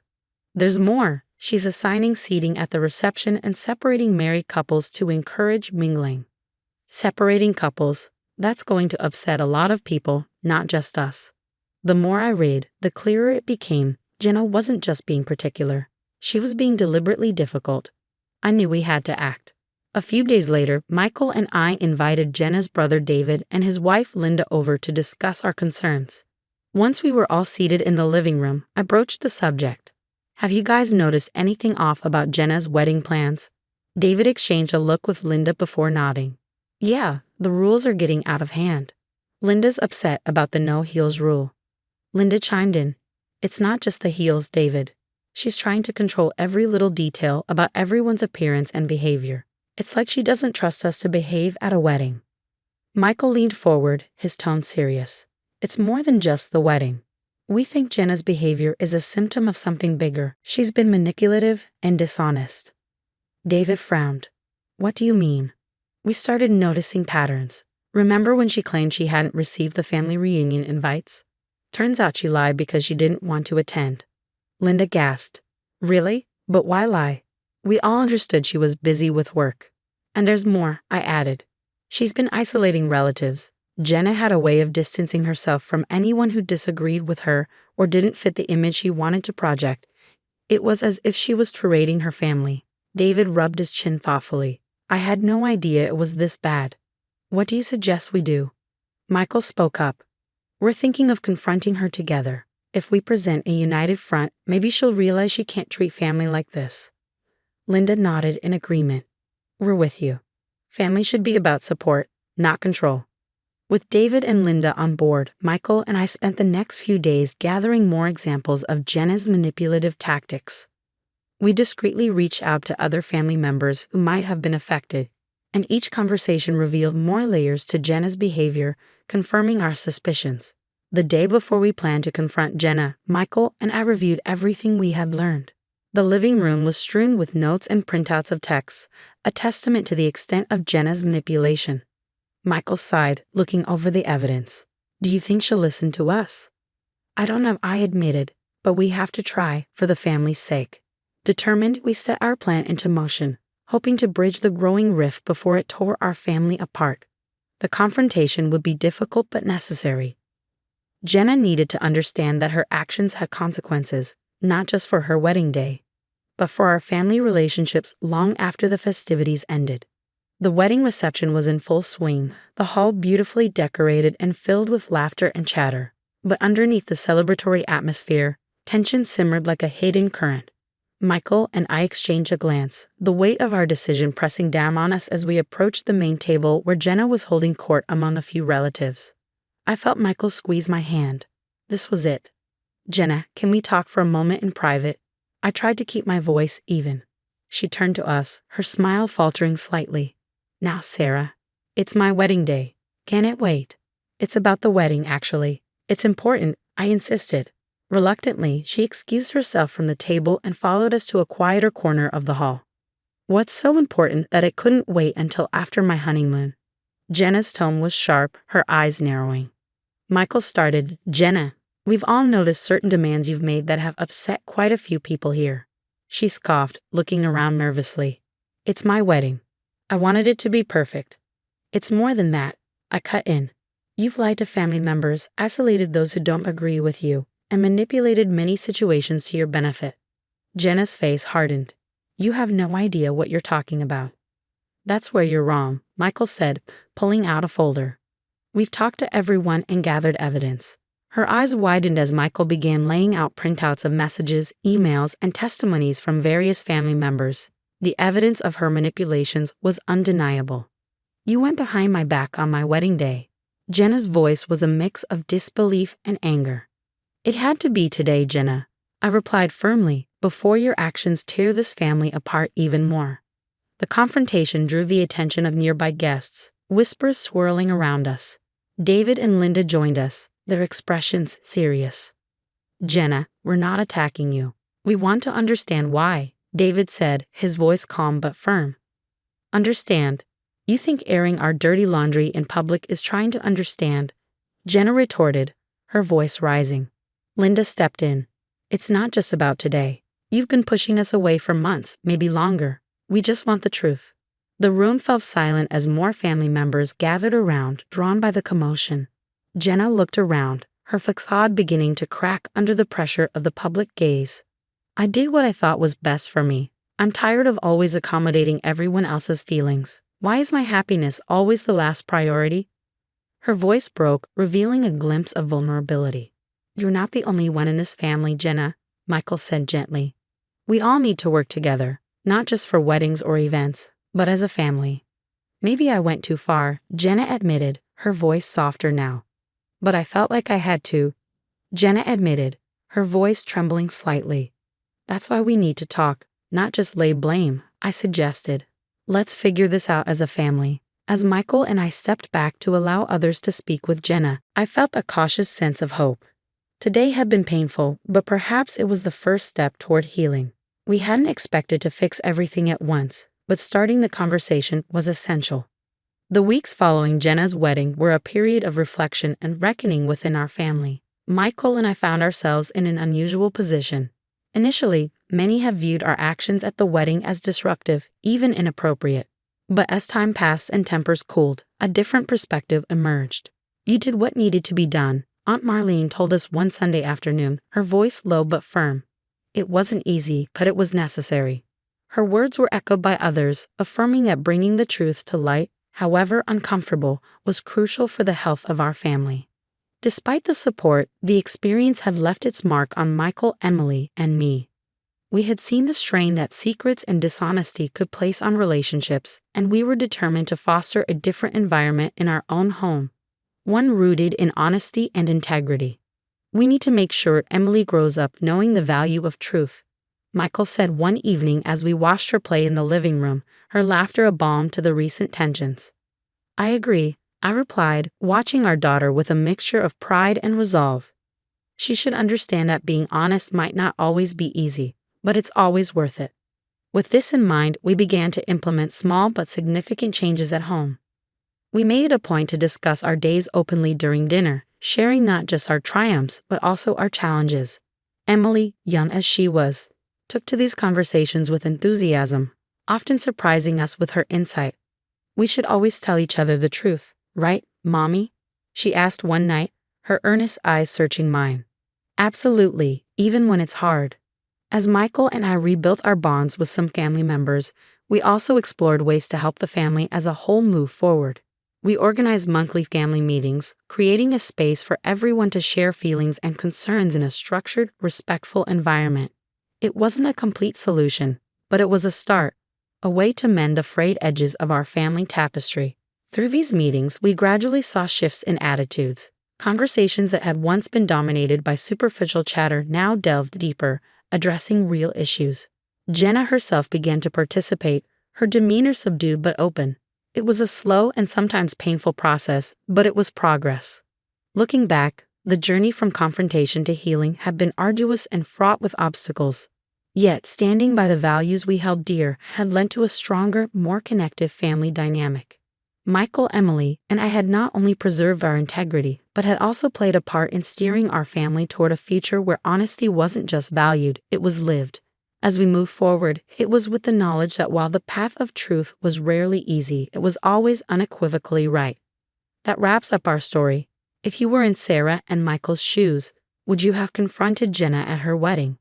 Or would you have chosen a different time and place to address the issues? What do you think is the right balance between maintaining peace and addressing toxic behavior in a family? Please share your thoughts and experiences in the comments below. Your insights not only help enrich our discussions but also bring different perspectives to light.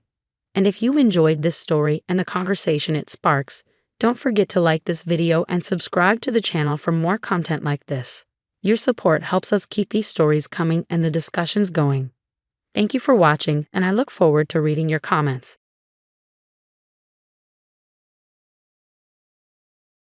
Hi, I'm Olivia. Before the accident, life was a vibrant splash of colors on a canvas.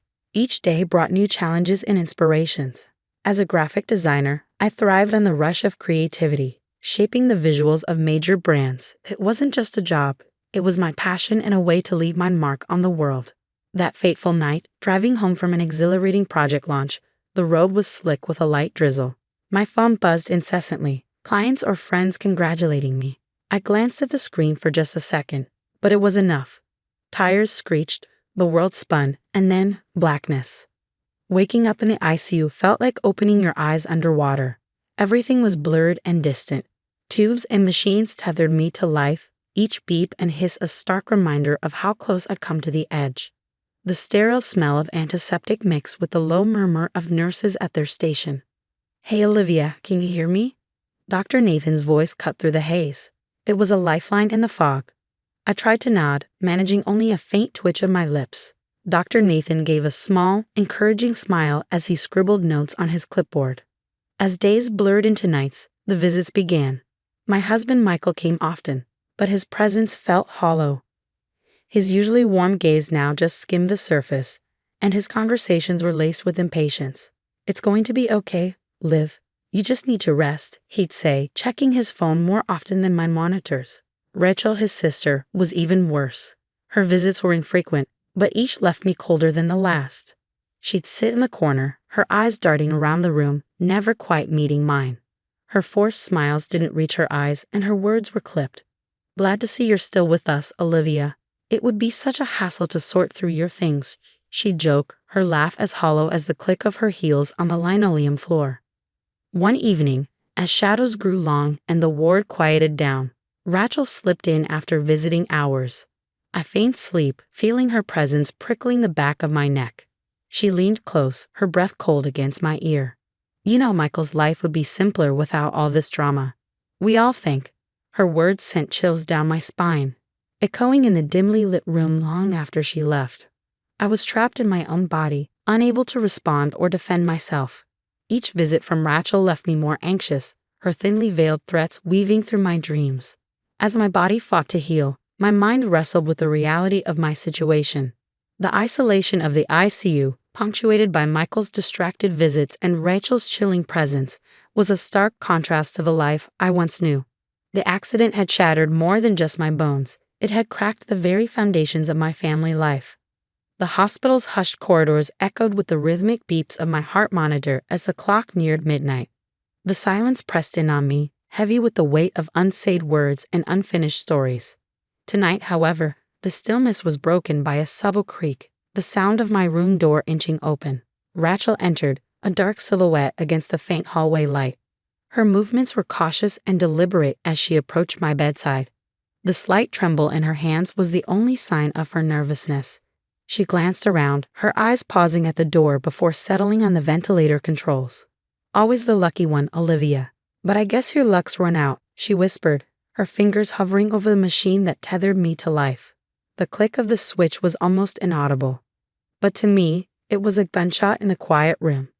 Panic surged as the steady hiss of the ventilator began to falter. I struggled to breathe, my chest tight with the effort to draw air. At that moment, the door burst open with a force that made Rachel jump. Dr. Nathan stood there, disbelief etched across his face. "What are you doing?" he demanded, his voice a sharp contrast to the dim quiet of the ICU. Rachel froze, her hand still poised over the machine. I was just," she stammered, unable to finish.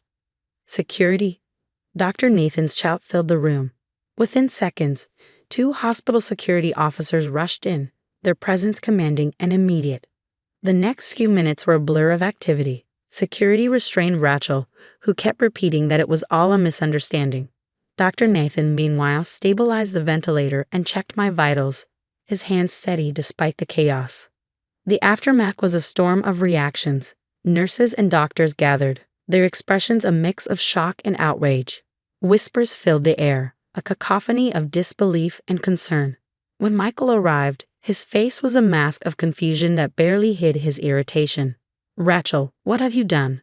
Michael's voice was low, tinged not with concern but with annoyance, as if this crisis were more of an inconvenience than a crime. "It's not what it looks like, Michael. I was just checking on her."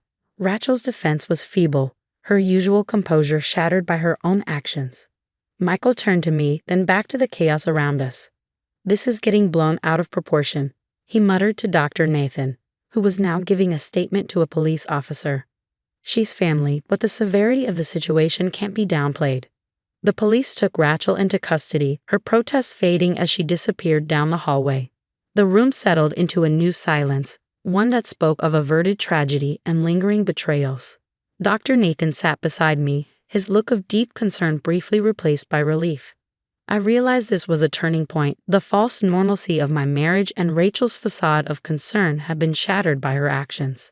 This was no longer just about recovery, it was about survival and justice. As the days turned into weeks in the ICU, my strength slowly returned. Each breath became less of a battle. But with physical recovery came a stark clarity about my marriage. Michael's visits had become perfunctory, our conversations shallow and strained. The night Rachel tried to end my life had cracked something fundamental between us. His inability to grasp the gravity of her actions spoke volumes. Lying there, surrounded by the sterile walls that had witnessed my worst moments, I made the decision that I deserved better. I deserved someone who would stand by me, not explain away my near-death experience. Filing for divorce wasn't just a legal action, it was a declaration of my newfound resolve and self-worth. My lawyer, a supportive presence throughout this ordeal, guided me through the paperwork with gentle efficiency. "You're doing the right thing, Olivia," she assured me one afternoon as I signed another set of documents. Her affirmation was a balm to the raw edges of my decision. Meanwhile, Dr. Nathan became an unexpected pillar in my life. Our conversations, which had started with a focus on my health, branched into shared interests. We discovered a mutual love for art, often discussing our favorite painters and sculptures. He brought me books on graphic design and art history, and our discussions filled the room with a warmth that sharply contrasted with a clinical coldness. Did you know Van Gogh sold only one painting in his lifetime? Dr. Nathan asked one evening, handing me a book open to Starry Night. I've always found that both inspiring and sad. It's like the world wasn't ready for his colors. It shows that sometimes the value of our efforts isn't recognized until much later. I replied, tracing the swirling blues and yellows with my finger. It's a reminder that persistence is key. As my body healed, my heart underwent its own rehabilitation, mending from the betrayal with Dr. Nathan's steady companionship. The divorce proceedings, however, were a stark contrast to the healing environment of the hospital. Michael fought the divorce at first, his emails a mixture of disbelief and anger. "You're overreacting, Olivia. Can't we talk about this?" he wrote, but there was nothing left to discuss. His failure to stand against his sister's actions was a breach I couldn't overlook. The emotional turmoil of ending a marriage, intertwined with legal battles, was overwhelming. Yet with each passing day, I felt lighter and more certain of my path. My interactions with Michael became strictly through lawyers, and as the divorce neared its final stages, I found myself looking forward to the future. Dr. Nathan's support was unwavering, his presence a constant during my most challenging days. Our bond deepened, rooted in mutual respect and understanding, in sharp contrast to the battles I faced outside the hospital walls. This period of intense lows and unexpected highs had taught me the true meaning of resilience and the importance of having someone who genuinely cared for me. As I prepared to leave the hospital, I was no longer just a patient. But now, I am a woman reborn from adversity, ready to close the chapter on my old life and step into a new beginning with a clear heart and a hopeful spirit. 2 years had passed since the night that almost ended my life, and as I stood before a room full of hopeful faces, I realized just how far I had come. My recovery was complete, not just physically, but emotionally and spiritually. Beside me, Dr. Nathan, now simply Nathan, my partner in every sense, smiled encouragingly as we prepared to lead another session of our support group. This group represented more than just survival. It was about thriving beyond trauma. I began, my voice steady and clear. Nathan and I had founded this support group for survivors of family-related trauma, a community we both knew was underserved and desperately needed. Each week, we met to share stories, support each other, and learn from our collective experiences. It was empowering to watch others draw strength from our sessions, reflecting the healing I had experienced myself. Nathan smoothly took over, his medical background providing a framework for our discussions. Healing is not linear, and it's certainly not quick, but every step forward is a victory, he shared. His words resonated with the group. Our relationship had blossomed through shared goals and dreams, our love a natural progression from the deep bond we formed in the darkest days of my life. Later, as we walked through the park near our home, Nathan took my hand. His touch was familiar and warm. "You've turned your experience into something beautiful, Olivia. You've helped so many," he said, pride evident in his voice.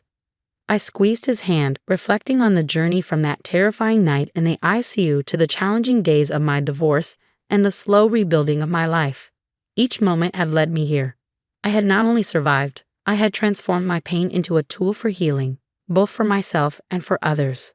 "It's all been worth it," I mused aloud, looking up at the sky where the first stars of the evening were beginning to twinkle. The pain, the fight, the recovery. It all brought me here, to this new beginning with you, with our group. I feel like I'm exactly where I'm meant to be. Nathan smiled, his love for me as evident as the stars above. I can't imagine being anywhere else but here with you. Together we walked back home, our steps light and our hearts full. The challenges of the past were behind us, but they had shaped us and prepared us for a future filled with hope and new possibilities. My story was one of many, but it was mine to tell, a testament to the power of resilience, the importance of support, and the transformative magic of love. That's the end of my story. Now I have a question for you all. If you were in my shoes, would you be able to forgive someone who betrayed you during your most vulnerable moments, even if they were family? Share your thoughts and experiences in the comments below. If you found this story moving, please don't forget to like the video and subscribe to the channel for more stories like this. Your support helps us continue to share these important stories and build a community of strength and resilience.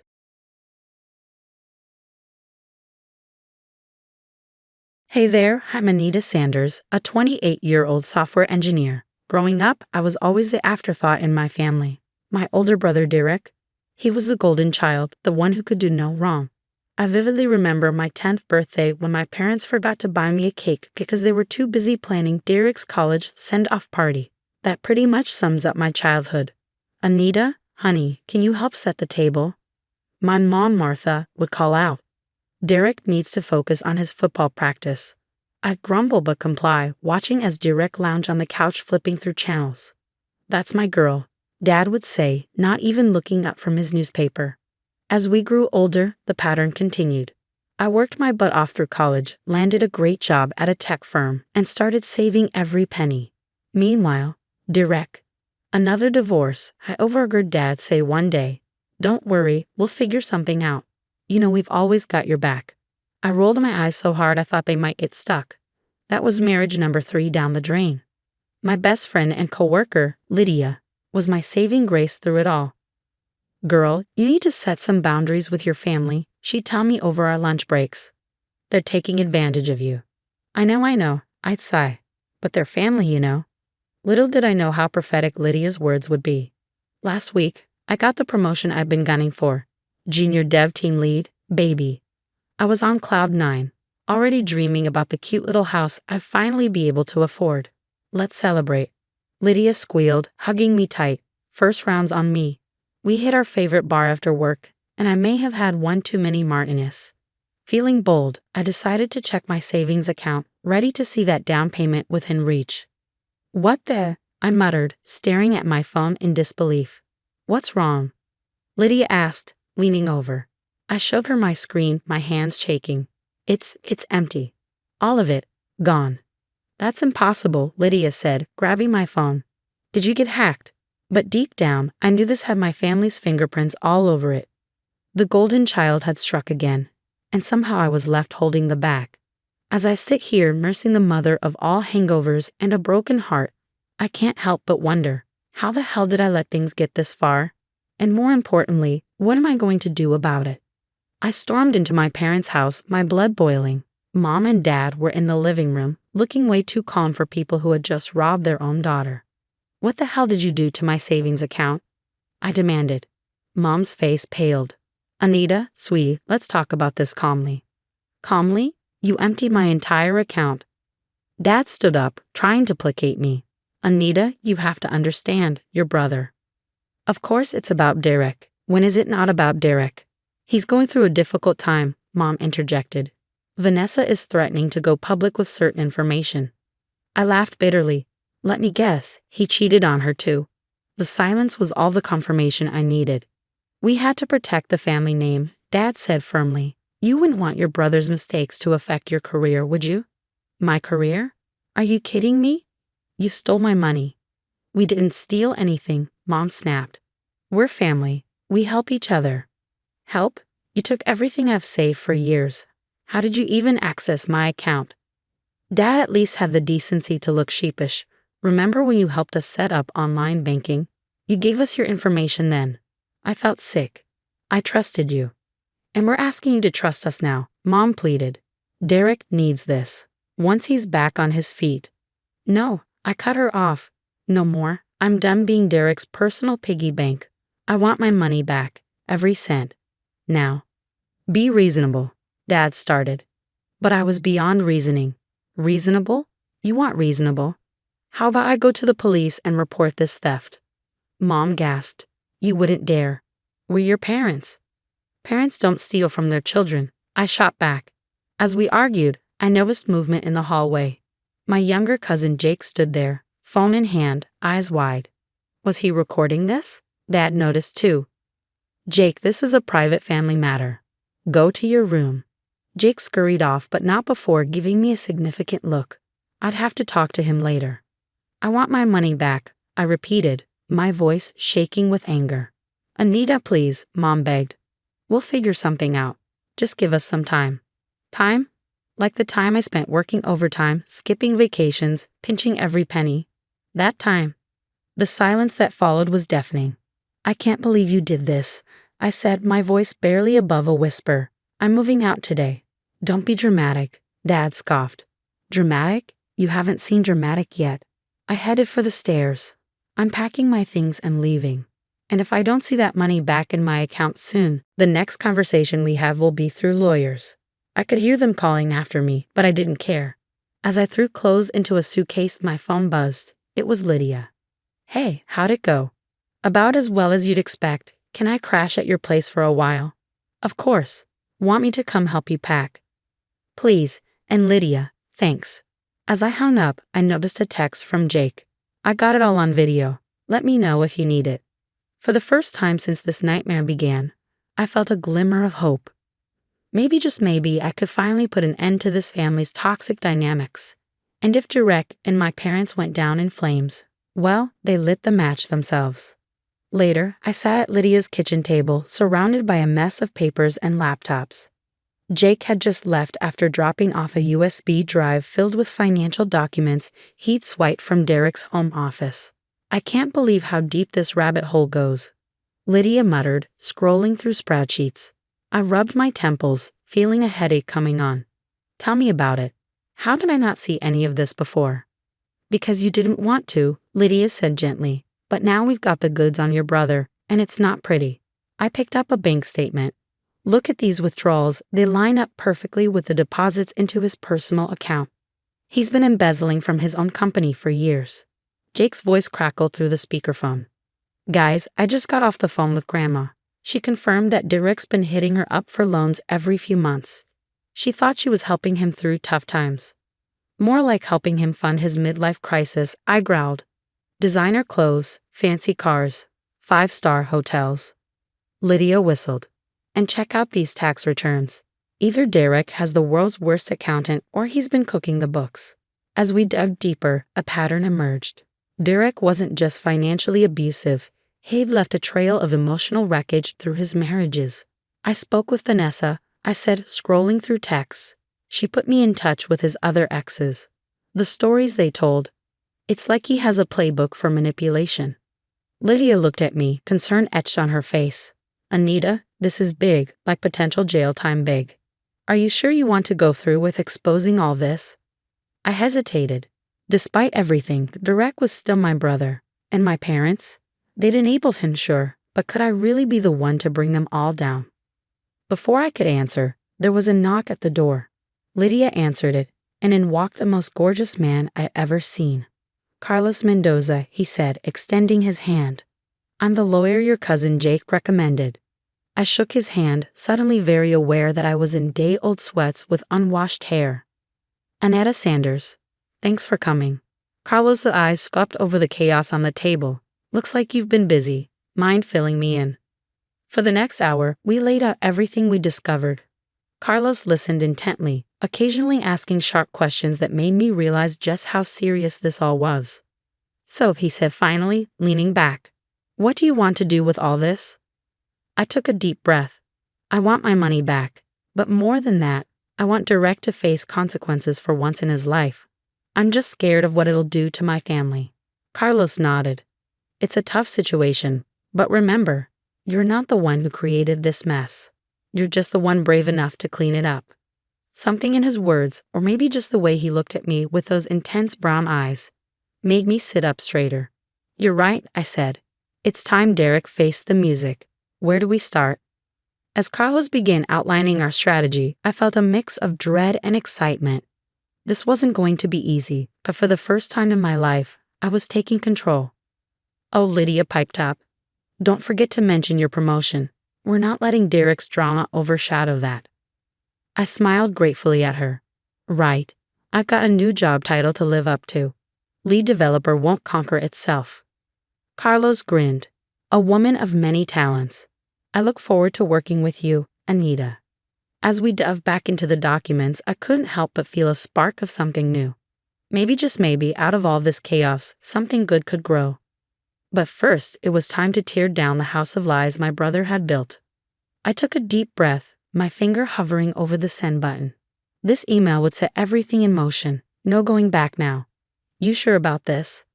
Lydia asked, squeezing my shoulder. I nodded, clicking send. It's time. The next few weeks were a whirlwind.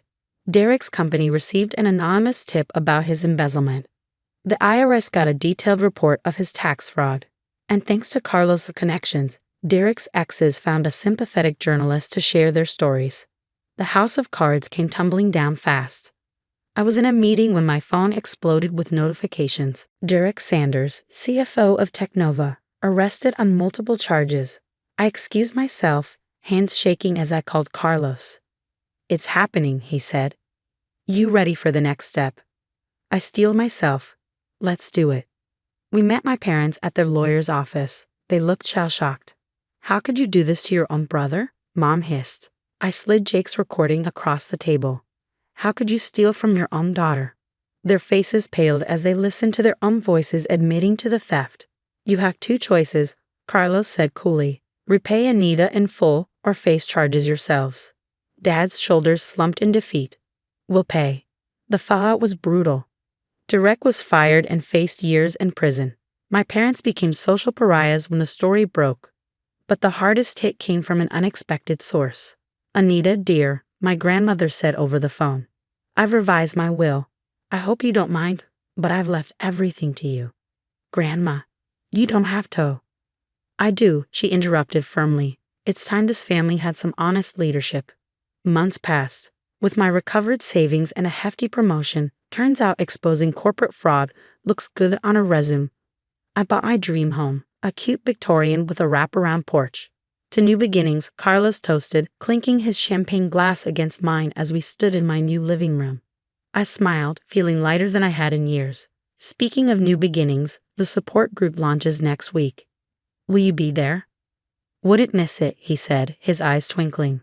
The support group for victims of familial financial abuse was my way of turning pain into purpose. If I could help even one person avoid what I went through, it would be worth it.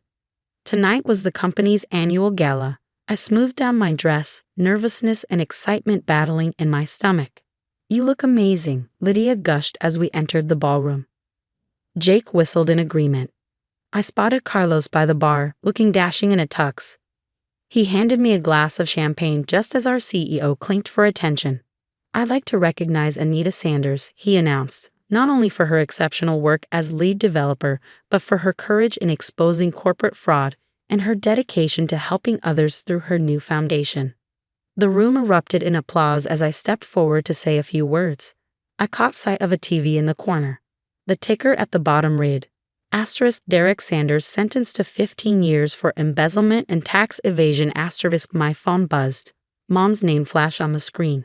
Without hesitation, I silenced it and slipped it back into my clutch. Looking out at the crowd, Lydia beaming proudly, Jake giving me a thumbs up, Carlos watching me with admiration, I felt a surge of gratitude. "Thank you all," I began. "It's been a challenging year, but standing here tonight, I can honestly say I wouldn't change a thing. Because sometimes you have to weather the storm to appreciate the rainbow." As applause filled the room, I caught Carlos' eye and smiled. The storm had passed, and my rainbow, it was just beginning.